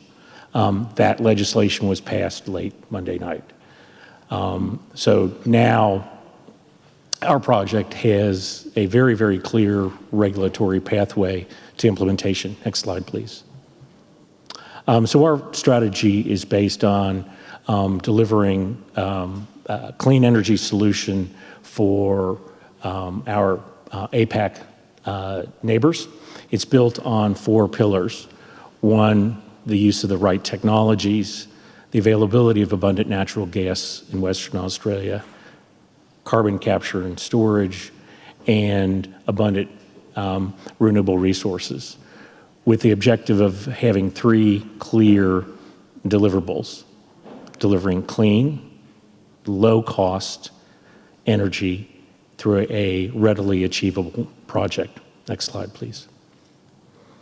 So the Cliffhead CCS project. It is really a story about leveraging existing infrastructure and leveraging a well-known existing operating reservoir. By the time we convert the Cliffhead field from oil production to CO2 storage, we will have a 19-year injection history, which makes the implementation of CO2 storage both a low-cost and low-risk activity. The field has produced over 133 million barrels of total fluids, with a proven injection history of over 136 million barrels of water injected to maintain the reservoir pressure. If you look globally, 98% of all CO2 that has been captured and geosequestrated has occurred in mature oil fields. And that's where we're starting, with CO2 injection into those proven, established oil reservoirs. Next slide, please. Interestingly enough, the Cliffhead field from day one was actually developed contemplating enhanced oil recovery. And if you access the Australian government database and download the field development plan that was lodged for the field in 2004, it actually refers to the field right now being in secondary oil recovery waterflood. And that's exactly what we've been doing. Through that injection history, We've been able to demonstrate that we know how to inject a fluid very similar to supercritical CO2. We've been able to demonstrate that that injection has occurred without fault reactivation, induced seismicity, or any evidence of leakage. The conversion will see a comprehensive brownfield redevelopment of the existing infrastructure, both onshore and offshore. The actual injection plan will be inject supercritical CO2. The CO2 will always remain supercritical as the existing reservoir conditions for the field are within 90% of virgin reservoir pressure. That greatly simplifies both the operation and the modeling of the CO2 behavior in the reservoir. And as I mentioned earlier, we are targeting to start that conversion of the existing facilities in mid-2025 to allow for first CO2 injection in early 2026. Next slide, please. So the Australian CO2 regulatory pathway. There are two roads to conducting CO2 storage operations in Australia. The first road is one to participate in Australian Commonwealth bid round and secure what's called a greenhouse gas assessment license. That license is in effect an exploration license. It has a 6-year term, 2 3-year periods where you bid a work program activity, and if successful, then have to implement that activity. And hopefully coming out of that exploration activity, you will be able to identify suitable reservoirs, one or more, for CO2 storage. At that point, you can make an application to the Commonwealth government. The effective regulator is NOPTA, the National Offshore Petroleum Tenures Administrator, seeking approval of that declaration of a suitable reservoir for storage. And if that is approved, then you can move to the next stage, which is filing of an application for a field development plan or an injection license. The path that Pilot has taken is that under the existing legislation, as a holder of a production license, we can go straight to making an application for a declaration of formation. And we are the first company to ever do that. The legislation to enable us to do that has actually been in place since 2006, with all of the supporting regulations in place since 2011. We lodged our application for that declaration of formation in November of last year, and we have completed the full information process with NOPTA, and we understand that a recommendation will come from NOPTA to the Commonwealth Minister by the end of this month, with hopefully a positive outcome. Upon that, we will actively move into the preparation of our CO2 injection license application and field development plan, with a view that we'll have that lodged with the Commonwealth government by the end of third quarter next year. Next slide, please. So key regulatory challenges. Being first is always fun. We approached the government more than 18 months prior to lodging our application and explained to them that the reason Pilot had acquired its interest in the Cliffhead oil field was with the singular vision of implementing a CO2 storage project. At first, there was skepticism. However, we persisted, and as we provided more and more insight and progressed our technical feasibility studies and shared that information with NOPTA, there was a eureka moment in May of last year. And at that point, NOPTA then invited our co-regulator, who's our regulator of the existing petroleum operations, NOPSEMA, which is the National Offshore Petroleum Safety and Environment Management Administration. And we started jointly presenting jointly to both departments, which then ultimately resulted in our lodgment of our application for the approval of the declaration of storage formation in November last year. And we've progressed all the way through 2 rounds of requests for additional information. That actual application that we lodged in November of last year was 500 pages long with about 1,000 pages of attachments. One of the main things that we did from the beginning was that we went progressively from working with the existing black oil reservoir model to doing a full regional geologic reinterpretation, a full new CO2 storage dedicated static and dynamic model rebuild. Because when you're looking at an oil field to produce it, you're looking inward. When you're looking to develop a CO2 storage project, you have to look outward. Because ultimately, if we could move to the next slide, what you have to prove is where the CO2 is likely to go over time. Once you get that declaration of storage formation, you can then move to your injection plan, and that plume area, if you're using the production license course, you have to establish that that CO2 plume will remain forever within your production license area. At a minimum, the site plan will require facilities design, specifying any remedial works on existing facilities, detailed well design for new or repurposed wells, as well as a decommissioning plan for redundant wells in the field. Monitoring, measurement, and verification plan also needs to be in place.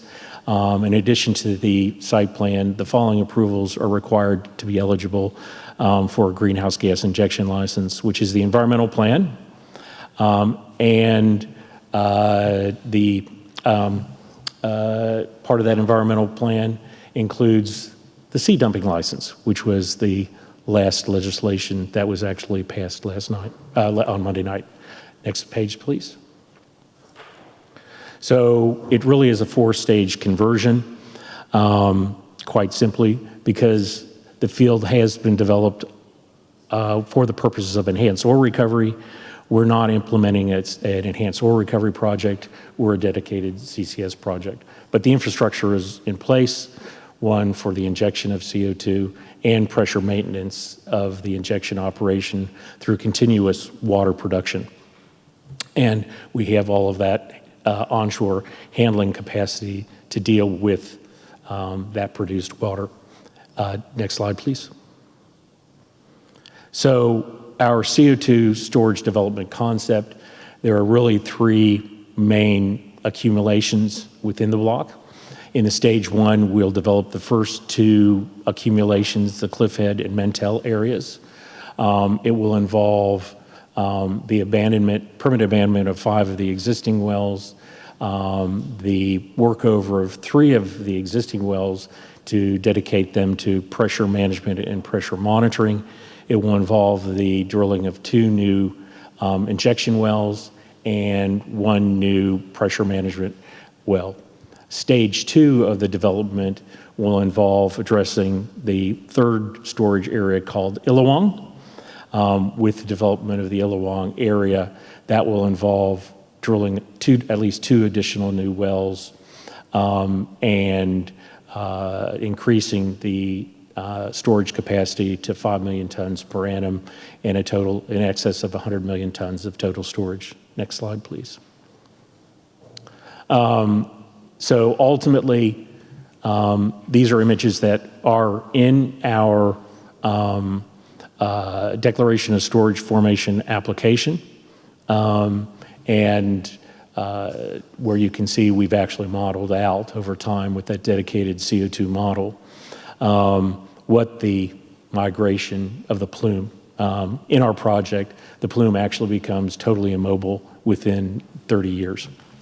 I would note that we do prepare all of these storage resources in accordance with the SPE SRMS system, and we do that independently with the use of CO2 Tech, our independent CO2 engineering firm. I guess it's no longer a petroleum engineering firm, but a CO2 engineering firm, which is the consulting engineering arm of the CO2 CRC in Australia.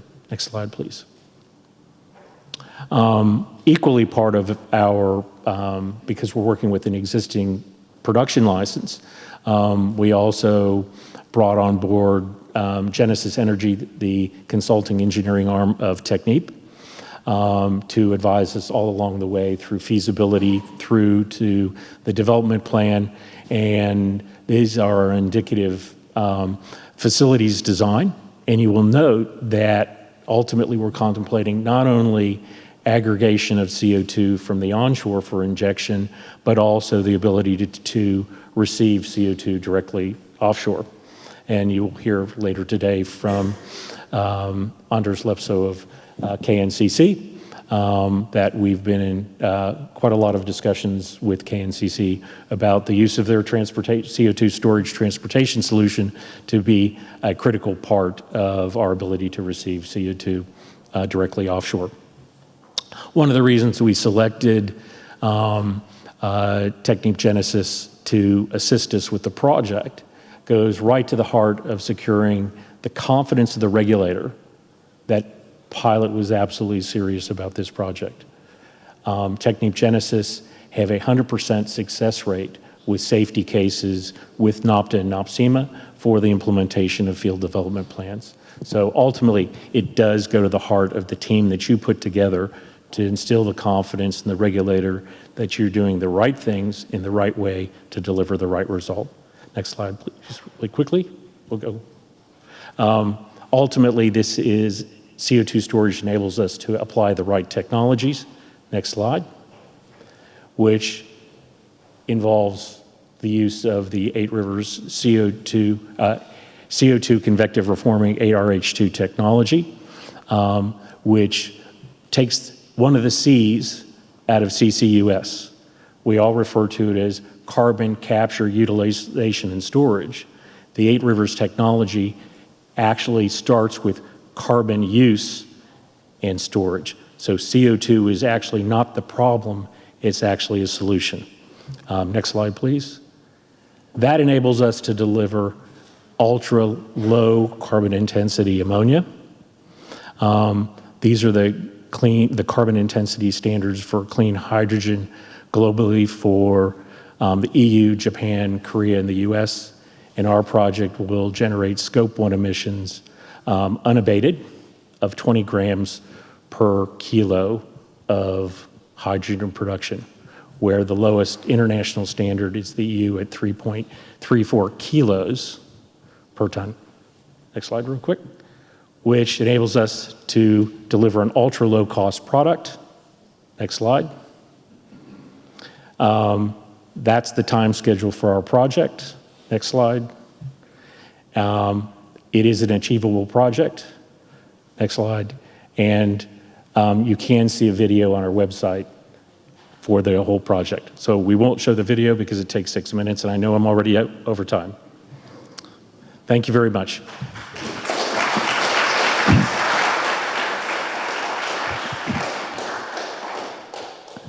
Thank you, Brad. Excellent presentation. Thank you very much.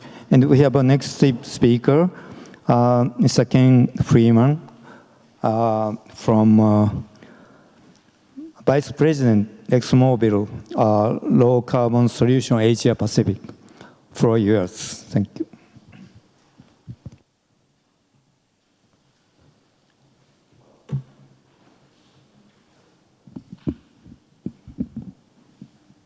Well, thank you very much for the Institute for the invitation to be here today. Fellow panelists and distinguished guests, it's a real honor to be with all of you today. As the Asia-Pacific Director of Low Carbon Solutions for ExxonMobil, I'm very excited to speak to what we're doing with CCS and some of the many opportunities and challenges that we have before us. I'd like to begin with what ExxonMobil is doing on low carbon solutions. It involves an and equation, one in which we can both produce the products society needs and lead in reducing greenhouse gas emissions, both our own and others.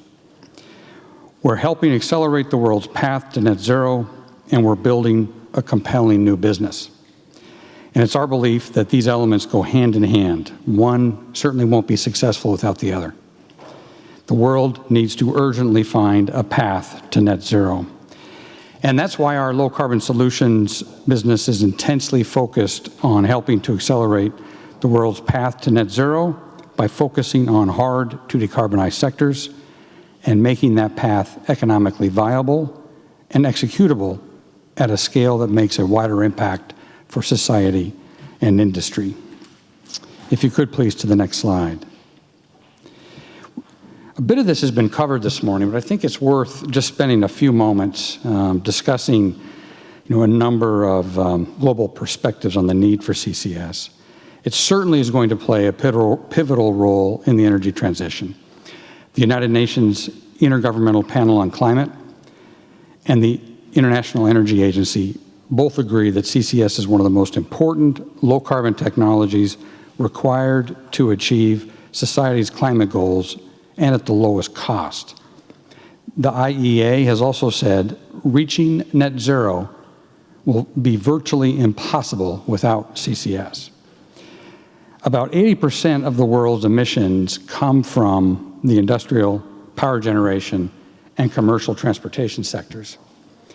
Emissions in these three high-emitting sectors need to be addressed for society to meet its net zero ambitions. CCS can be an effective solution to help do so and deployed now with well-designed policies in place. However, more industry progress globally is needed to get on track to deliver on societal emission goals.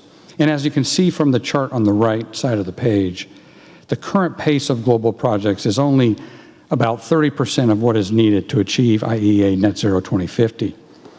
And as of September of last year, only 30 commercial CCS projects were operational worldwide.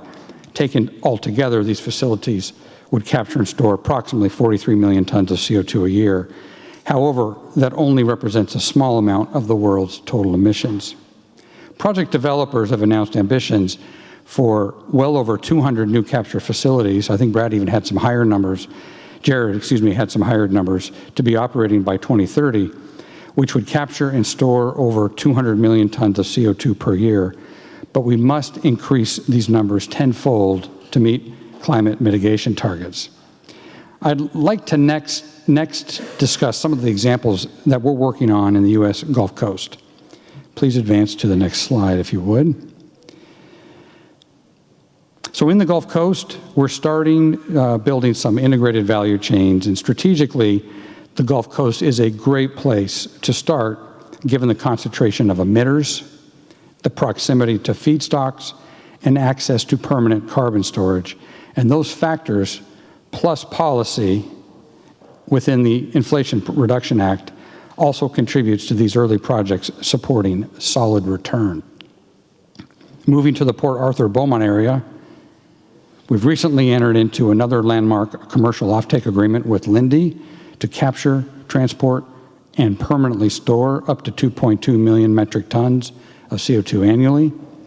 In Louisiana, we're underway on execution of our previously announced CCS projects with CF Industries and Nucor, adjacent to our existing operations at Baton Rouge. These projects are across sectors, from Linde in industrial gas to CF Industries in fertilizer and Nucor in steel. Lastly, as mentioned this morning, we just closed on our November 2nd our acquisition of Denbury, a North Texas-based developer of carbon capture, utilization, and storage solutions, and enhanced oil recovery, valued at nearly $5 billion. With now the largest owned and operated CO2 pipeline network in the U.S. and 10 strategically located offshore sequestration sites, ExxonMobil is well placed to serve the U.S. Gulf Coast, which is one of the largest U.S. markets for CO2 emissions. These combined assets and capabilities further accelerate ExxonMobil's low-carbon solutions business, creates an even more compelling customer decarbonization proposition, and underpins our commitment to low-carbon value chains. To the next slide, please. So no doubt there's a lot of opportunity in the U.S., but certainly lots of opportunity in the Asia-Pacific region as well, where we're witnessing energy customer activity ramping up and opportunities across the region. As I think many of you know, Asia-Pacific accounts for approximately 52% of global CO2 emissions across several countries, which are at varying stages of climate change mitigation. Advanced economies, such as Japan, have more aggressive decarbonization plans that we've heard about this morning, but in some instances, limited access to domestic low-carbon sources of energy, and in the case of CCS, prospectively limited access to favorable CO2 storage within their borders. Emerging countries have potential for large CO2 storage and potential low-carbon energy exports, but are challenged to find affordable, large-scale, more expensive abatement technologies like CCS. So because of the regional dynamic, we have a unique opportunity to connect emitting countries with storage countries to activate and scale up cross-border value chain. In Japan, we're very pleased to be working with our partners, Mitsubishi Corporation and Nippon Steel Corporation, recently commissioned to conduct a feasibility study on the establishment of an overseas CCS value chain by JOGMEC this year as part of the Japanese advanced CCS projects. Out of the total 7 projects selected, this is one of 2 projects for overseas storage. The 3 companies will conduct research on the capture and CO2 emissions of Nippon Steel's domestic steelworks and evaluate the necessary infrastructure development required with a view to establishing CCS value chains across the Asia-Pacific region. At the same time, ExxonMobil continues to look at CO2 storage opportunities in Malaysia, Indonesia, and Australia. This week, we announced an important extension of an agreement with Pertamina in Indonesia to advance CCS and are also working very closely with Petronas in Malaysia on CCS development. Also, it's important to note our Australia CCS project is particularly advanced with over 50 years operating experience and subsurface expertise in the Gippsland Basin. We are leveraging our extensive offshore infrastructure and pipelines to lower the cost and reduce schedule for project execution, enabling access to world-class storage by as soon as 2026. And as Brad mentioned earlier, very welcome news earlier this week in terms of the conformance of London Protocol Act that the Australian government just passed. Overall, ExxonMobil is very well positioned to operationalize CCS projects across the region. Now, certainly, while we have a lot of opportunities, there are a number of important challenges that we need to discuss as well. And on to the next slide, if you would, please. So here we have a pictorial representation of a cross-border value chain where you see the emitting countries on the left and storage countries on the right. For emitting countries, some of the challenges are going to be the overall higher cost of capturing, liquefying, and transporting CO2, so it will be important to ensure that government incentives can be obtained while carbon markets and carbon pricing is still evolving. On the receiving side, those countries need to ensure that the CCS regulatory frameworks are put in place which address items such as long-term liability, pore space access, and fit-for-purpose, well-designed standards. There needs to be an efficient process for permitting, licensing, and contracting of public acceptance of storage from third-party countries. And then, as these countries are connected via transport, shipping, or pipeline, there needs to be a set of regulations and standards that are agreed upon across both countries. On to the next slide, please. Just very quickly as I begin to wrap up, a little more specificity in terms of some of the policy enablers that we need across the CCS value chain in Asia Pacific. Policy, of course, continues to be a critical element. It's important to recognize that increasing global demand for affordable and reliable energy and products while enabling scalable development and deployment of lower emission technologies. The CCS opportunities ExxonMobil is evaluating have the potential to move forward with current technologies today, but stable, supportive policies and regulatory frameworks are critical to enabling infrastructure development at the pace and scale needed. There are multiple avenues in which policy and government support plays a key role. These range from policy on a strategic standpoint to durable incentives that can be provided through a variety of mechanisms, such as grants, tax credits, or low-interest loans, and sustained long-term government support for research and development. As new carbon reduction policies are considered and implemented, it will be very important to ensure energy-intensive industries can remain competitive with competitors from countries that lack similar requirements. Japan has taken a number of steps moving forward, especially with multiple CCS projects, and we look forward to the government continuing to fast-track policy that enables regulatory certainty, cross-border collaboration, and intensifies CCS, hydrogen, ammonia, and green technology development. The Japanese government is certainly a leader in the Asia Pacific relative to the CCS roadmap that was discussed earlier and pending regulatory and incentive structures to support CCS development. Certainly momentum is building in the region. We very much look forward to working with many of you in the room towards a lower carbon future. Really appreciate the opportunity to be with you all today. Thanks very much.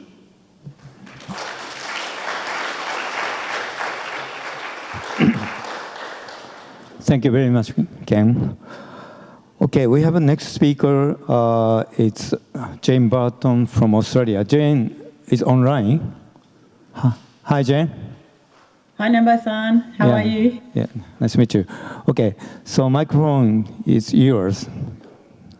Please. Great. Okay, so are we all good to go? Thank you very much for the invitation to participate in this excellent seminar. Congratulations to Japan GCCSI, who have put together an excellent program, and I'm just sorry that I'm not there in person to participate and certainly enjoy the networking drinks reception later. So very sorry that I'm not there in person, but delighted to be part of this very excellent event. So do you have my slides there ready to go? Beautiful. Things are working, which is good. So the CarbonNet project, I'm sure many of you have heard about the CarbonNet project. We have been around for quite some time now. In fact, it's around 13 years. Next slide, please.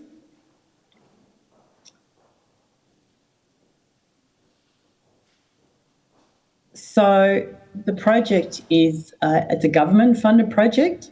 It was established in 2009, and it is funded by both Commonwealth and Victorian governments. I guess that is a bit unusual for a CCS project, but it is it's the background of this project, and we are looking to do a final investment decision towards within next year. Next slide, please. Okay, so as with many states, territories, countries around the world, Victoria has its own targets to achieve net zero. And in the case of Victoria, that is by 2045.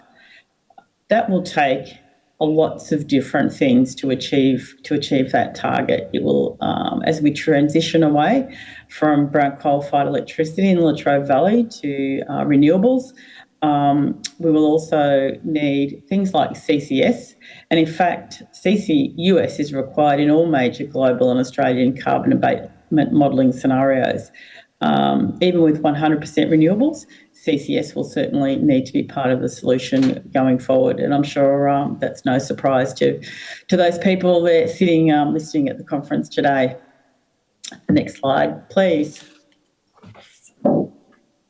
So our project, we call ourselves a CCS project, but we're really a transport and storage project. We're not about capturing CO2. The CO2 will be provided to us at a specification, and then we will literally transport it along a pipeline, which is around 100 kilometres worth of pipeline, about 80 k's onshore and 20 k's offshore to our storage site. Next slide, please. And in terms of our storage sites, we do have 2 permitted sites within the Gippsland Basin. You can see on this picture here, we have a Pelican site, which is our first site, the one that we've done the most work on.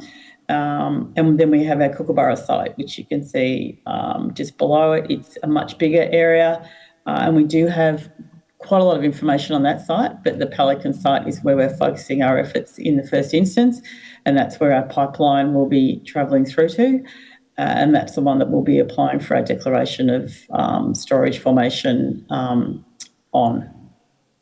Next slide, please. So this just gives you a good graphic to show you what our project is all about. As I mentioned previously, the CO2 will be captured and provided to us at a specification, delivered to an offtake point.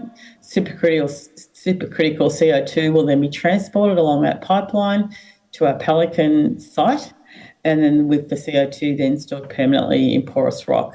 As the slide says here, just like oil and gas has been for millions of years. The site will be monitored for environmental markers to confirm the safe containment. And I think it also, the slide, yes, I've already talked about, the pipeline is around 100 kilometres long. The capacity of our Pelican site will allow for up to 6 million tonnes of CO2 per year, so it is a large site over around 30 years. And then in the offshore area, we will have around 4 to 6 subsea injection wells. So that's pretty much the detail on our Pelican concept. Next slide, please. So where will the CO2 come from? I guess we are different to some projects. In fact, a number of projects who have their own CO2 source. We, like I said, we're not a capture part. We don't have our own CO2 source, so we'll be looking at a whole raft of customers for where our CO2 will come from, and that could come from what you can see here. It could be from blue hydrogen, from ammonia, urea fertiliser production, steel and cement in those hard-to-abate sectors, and of course direct air capture and bioenergy delivering negative emissions are all potential customers. And as the couple of last speakers have both mentioned, with the London Protocol being ratified in the Australian Parliament 2 nights ago, the opportunity to see CO2 being shipped from other countries is also a real potential customer for us in the Carbon project.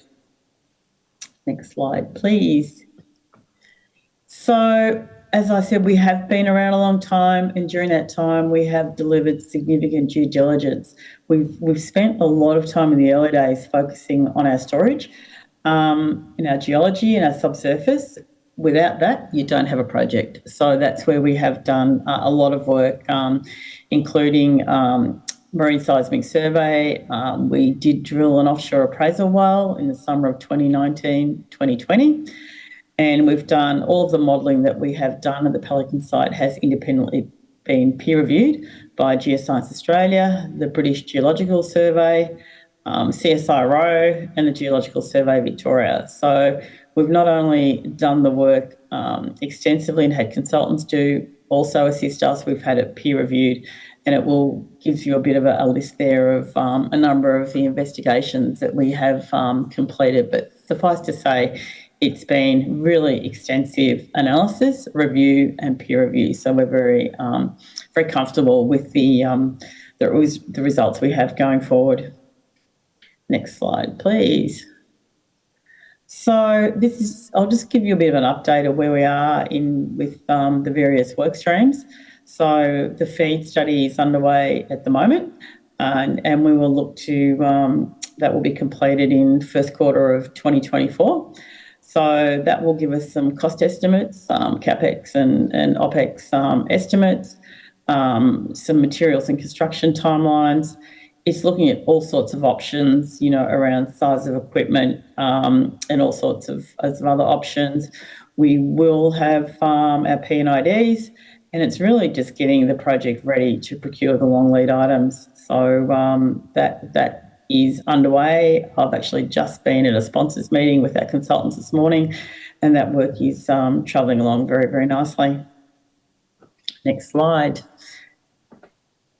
Regulatory overview. So we do have our pipeline consultation plan has been approved by the pipeline regulator, which sits in the Department of Energy, Environment and Climate Action here in Victoria.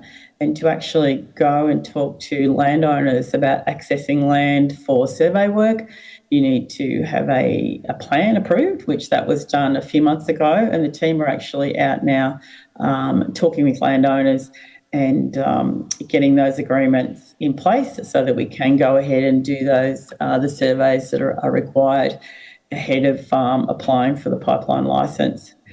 There are a number of other approvals around our regulatory approvals that will be required, and I do have a slide a little bit further on that gives you a good look at just what is required to navigate. But we will need to submit an EES, which is the state-based regulatory approval for the environment for the state of Victoria, an EIS, which is the Commonwealth equivalent, the Declaration of Storage Formation, which Brad has spoken quite a lot about in his presentation. And then, of course, after that comes the injection licence, the sea dumping permit. We are looking to, hoping to have a lot of those approvals completed by about 2026, obviously pending regulator timeframes. But the approvals are quite detailed, complex and extensive. Next slide, please. This is the slide. We call this the scary slide because there is, and hopefully people will have access to these slide decks later after the seminar is complete. But you can see here we've broken it down into the onshore and the offshore transport and the offshore storage, and we've listed all of the acts of all the pieces of legislation that will be applicable to our regulatory approvals. So you will see they are very extensive, and there is quite a very detailed process involved in navigating, not only navigating, but just getting out the other side and meeting all of our obligations under all of these pieces of legislation. So it is very extensive. Next slide, please. I think it's really important with a project like ours, we call it collaboration and coexistence. And there is, because we have been around now for quite some time, the project has evolved, and where we started and who we thought our customers would be is different today. And it's different today to what it was at the beginning. And now with the London Protocol, it's, as in 2 days ago, it's different yet again. But we do have to co-locate. Offshore wind is something that will be happening in the Gippsland Basin, and we think that coexistence of offshore wind and CCS is very important, and that we have seen examples in other parts of the world where there has been some, I won't say clashes, but some things that have perhaps happened that we'd like to avoid. So we're learning from other areas, and we just want to ensure that it is front-end planning that we can all happily exist together. We have lots and lots of activity happening in the Gippsland region where our project is happening. So we have lots of renewable energy infrastructure that will be delivered, poles and wires, transmission lines. We have offshore petroleum tenement holders that we have a good relationship with. Gas storage infrastructure. There is lots of, and Marinus Link, of course, which is the new link coming across from Tasmania. So I think it's just being, we make sure that we all talk, we work together, especially for the benefit of the community. So they're not, we do know about each other, and where we can, we collaborate. So I think that's a really good approach that we are have been doing in the CarbonNet project. Next slide, please. And I think to that end, community engagement, it's been a hallmark of ours. It's been something that we've prioritised right from the get-go. And I think we have, and we've also done some really great knowledge share activities with Japan CCS Co. Through GCCSI and through others. And we've done a whole raft of things from the Kids in Schools program. We go out and we run experiments in the classrooms. We participate in National Science Week activities. We do conferences, forums, seminars, pop-ups, any chance we can. We are very happy to go out and talk about CCS generally and about our project. You can see some pictures there down the bottom. That's with all those young students with our CarbonNet caps on. And it's a great way to engage with people and have them understand what the project is and, importantly, what it isn't. So that's been something that we've prioritised from the get-go. The next slide, please. Here's just a bit of a snapshot of the engagement activities that we have undertaken. So we do have a community reference group. It is chaired by the State of Victoria's lead scientist, Dr. Amanda Capels. So that's been a great way to, to have that group, to test our communications, to get advice from them, to feed information through them. And that has been a very effective mechanism to do that. Online sessions, I think COVID put a bit of it did for everybody, put a bit of an end to pop-up shops and in-person events. So we did transition to an online format, and we did a series of about 6 online sessions. And interestingly, if you do a community pop-up in down at Golden Beach or down at the site, of course you get the locals. But with our online sessions, we found we're getting people from all around the world who were participating in them, which was, I guess, an upside that you do get when you go into the online forum. Having said that, we have done information sessions at Golden Beach, the shoreline community. And we take out our experts, we take out our geologists, our engineers, so that they can have those really good detailed conversations for those that want that. School program I spoke about, Science Week I spoke about, and conferences, events, forums. We're always happy to participate in those where we can and talk about our project. Next slide, please. CarbonNet in Japan. I think we have a very, very strong relationship with Japan. We have many friends in Japan and that have been developed over decades. I'd like to acknowledge JOGMEC, who have provided financial support towards our front-end engineering design and have been excellent partners in working with us on our FEED study. We truly value the relationship with JOGMEC and the expertise that they bring to our project. We have a long-standing and deep relationship with the HES project. They have successfully completed their pilot project down in the Latrobe Valley, and we have a very deep and long-standing friendship and relationship with those companies. We have delivered investment seminars in Japan under JOGMEC's auspice, and we will continue to do that going forward. We feel like that's been a really good way to tell our story and to gain interest in our project. And of course, Clean Coal Day, run by the Japan Carbon Frontier Organisation. We've been a speaker there. I spoke there in September this year. Luckily, I was in person for that one. But we have a great relationship with that group, and so our friendship and relationship with Japan is strong and deep. Next slide. Okay, so I think we are there. That is the end of my presentation. I do encourage anybody who has not signed up to our newsletter, please do so. There is a QR code or there is a link there. We do have a newsletter that comes out every couple of months. It'll just give you an update on where things are at, and we would love you to sign up and keep abreast of what's new in CarbonNet. Once again, thank you so much for the invitation to present. I wish you well with the rest of the conference, and thank you very much for having me. Okay, thank you, Jane. Thank you very much for your great presentation. Thanks, Member-san. Thank you. Bye-bye, Jane. Okay.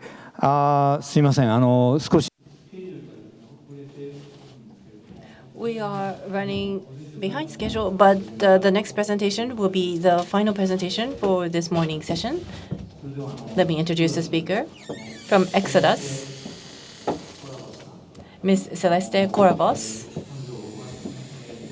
is here to speak. She will be talking about decarbonization and energy transition. She's the principal of decarbonization and energy transition. The floor is yours.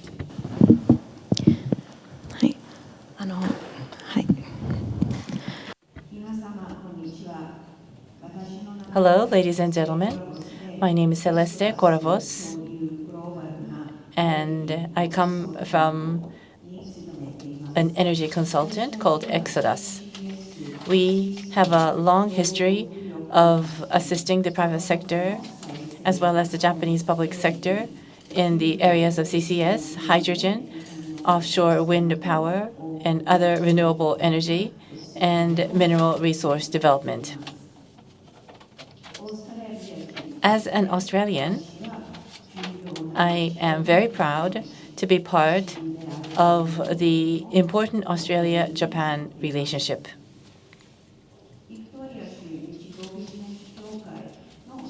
As the CEO of the Victoria Japan Australia Business Council, I am honored to be able to contribute to the decarbonized society that Australia and Japan are working towards together.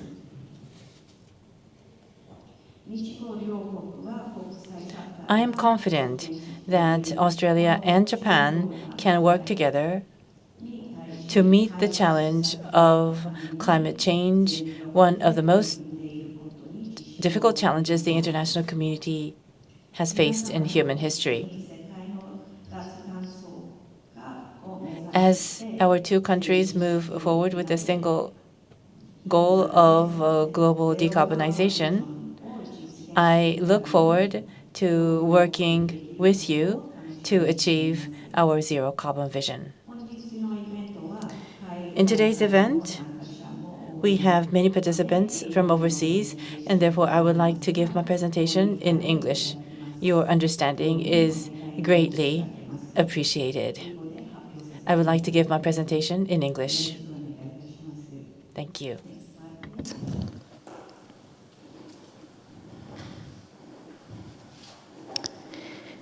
So Exodus is a global specialist energy consultancy, and we have 17 years CCUS experience, and that includes 30 major projects in Australia, Timor-Leste, Malaysia, Indonesia, Abu Dhabi, Netherlands, and Egypt.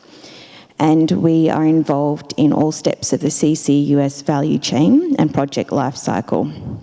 Regionally, we have offices in Australia and Japan, and I have two of my Tokyo office colleagues here today, Shinya and Connor, if you want to give a wave.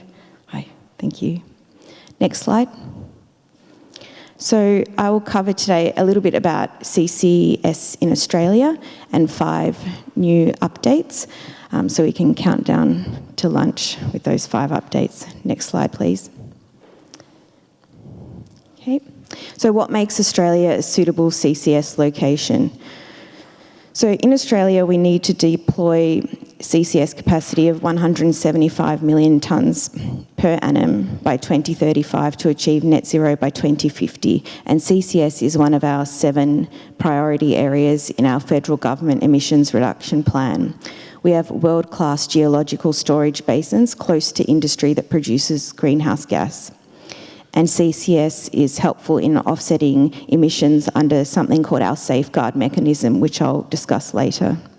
We have an existing greenhouse gas inventory reporting scheme that can be used for fugitive emissions with CCS, and government typically takes liability 15 years after a site closing certificate has been declared for a project. Next slide.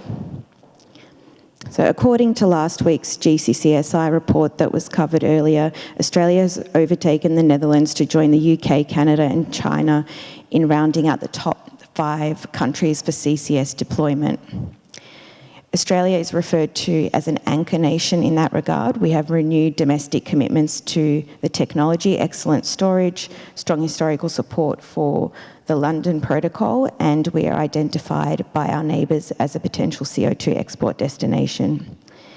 Japan, South Korea and Philippines were considered opportunity nations in that report, and it's worth noting that Japan and Australia were particularly highlighted as early movers in their CCS deployment. Thank you. Next slide. So the challenges with CCS in Australia, they're largely cost and community engagement. At the moment, we don't have any long-term subsidy support for CCS. ARENA funds small-scale pre-operational projects, and we have a fund called Powering the Regions, which may provide CCS support under a couple of the streams. We've had some projects awarded under a previous CCS technologies program. In terms of the community side, you saw with the Carbonet project with Jane Burton just now how important community engagement is in Australia. There is some hesitation in the community about whether the technology is proven, even though Australia is home to one of the longest term demonstration facilities in the world. There's a perception that CCS is for the oil and gas sector only, and a lack of consultation can lead to legal challenges. So we're seeing that at the moment with some of the gas permitting and not having engaged sufficiently with First Nations and Indigenous people. So this is something that Exodus provides very deep advice on the environmental approval side. Despite this, Australia is open for business, and Minister Nishimura said in Melbourne at the Australia-Japan Business Conference last month that when it comes to CCS, it's really a buyer's market, and the person who determines the project sets the precedent for the years to come. So I would encourage you all to get involved in Australia. Next slide. Thank you again. So at the moment, we have 10 offshore greenhouse gas storage acreage areas out for release that are open for applications. They are located in the pink region shown on the graph, and this is further to the 2021 acreage release areas, which were all granted permits. Thank you. Next slide. This map shows Australia's basins ranked for CO2 potential by the Carbon Storage Task Force, and you can see from this with all the green and the yellow that there's a lot of highly suitable and possible storage areas in Australia. Next slide.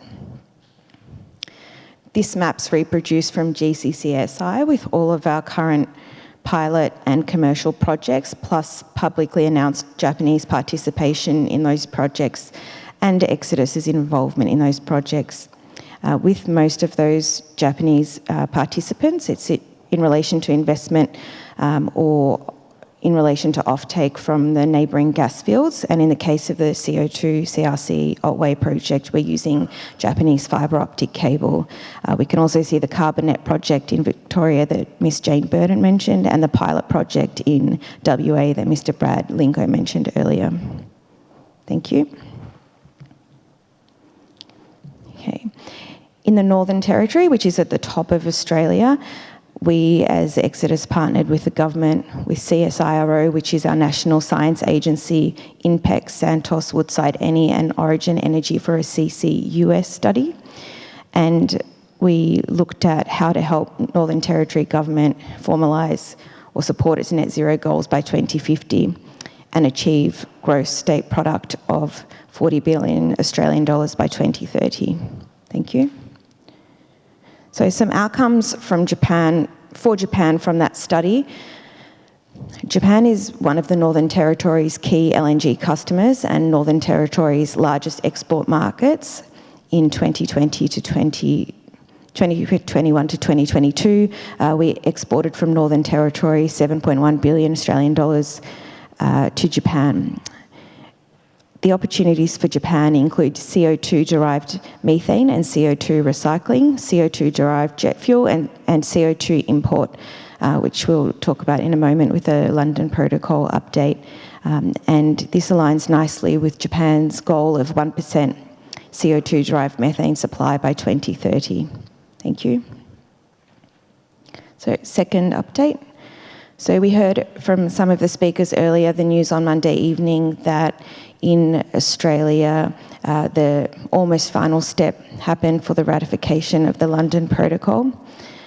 So that is an update to the environment protection, to this, it's called the Environment Protection Seed Dumping Amendment using New Technologies to Fight Climate Change Bill to amend some other legislation, and that was in the Senate on Monday evening.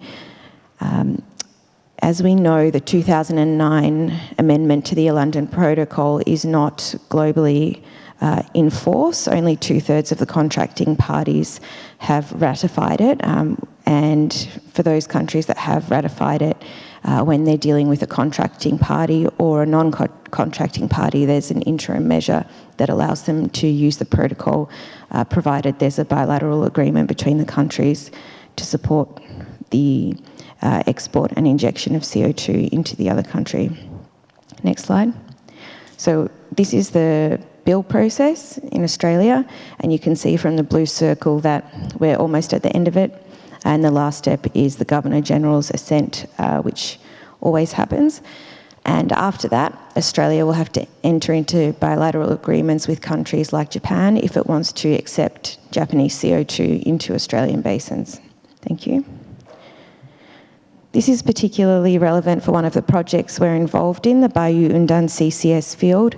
So this is a CCS field in Timor-Leste, so that would involve export of Australian CO2 to Timor-Leste and storage in Timor-Leste. Interestingly, for Japan, this is to take emissions from an upcoming gas field called Barossa, and Japan has a 20.6% net interest in that field with INPEX, JERA and Tokyo Gas. And Japanese customers of that field include TEPCO and Tokyo Gas. Thank you. Thank you very much. So, next update, safeguard mechanism. What is a safeguard mechanism? It's a mechanism that came into effect in July this year. It applies to industrial facilities that emit more than 100,000 tonnes per year of CO2 equivalent, and it requires facilities to lower their emissions, or for new facilities to have net zero emissions before they even start. So this has a significant impact on LNG projects, with Australia supplying 42.7% of Japan's LNG. And Minister Nishimura has asked for flexible treatment for Japanese investment in Australian LNG because of the reverberating impact that this will have on Japanese projects. Next slide. We'll skip that one. Next slide. Thank you. So it's worth keeping in mind that for ACCU, CCS is eligible. That's Australian Carbon Credit Units. CCUS is not eligible. Direct air capture is not eligible. Projects need to be carried out entirely within Australia. Projects need to comply with very important native title laws for Indigenous and First Nations people, and we need to consider long-term reversal risk. Next slide. Okay, fourth update, Japan-Australia intergovernmental collaboration. So we can see here that even in 2030, fossil fuels will be an important part of Japan's energy mix, consisting of 41%, and that will require, according to the Japanese government, strong CCS, CCUS support. Next slide. Japan has very ambitious CCS targets, targeting 12 million metric tonnes by 2030 and 240 by 2050. Next slide. Japan has identified overseas as being very important in terms of CO2 export, and Japan has also referenced regional activities such as the Asia CCUS network and joint crediting mechanism in its long-term CCS strategy. Next slide. Skip that one. Next slide. So that's a photo of Minister Nishimura in Melbourne recently with our Australian Trade, Resources and Climate Change ministers discussing energy security and supply against the backdrop of the safeguard mechanism. Okay, final update, Japan-Australia transboundary projects. Next slide, please. And again, thank you. Thank you. That's the right one. So, as we heard earlier, JOGMEC selected 7 candidate projects for feasibility studies, one involving export of CO2 to Oceania with a storage amount of approximately 2 million tonnes per year, as mentioned by Mr. Ken Freeman earlier, of ExxonMobil. We also have heard announcements of CCS value chains between Woodside, Sumitomo, Toho Gas and K-Line, and Deep Sea Store and KEPCO. Final slide, please. Thank you very much. Please email me if you would like to catch up in Australia or Japan, or if you would like a copy of our Northern Territory CCUS study. And I would love to talk to you today, along with my colleagues Nagaoka-san and Connor. Thank you.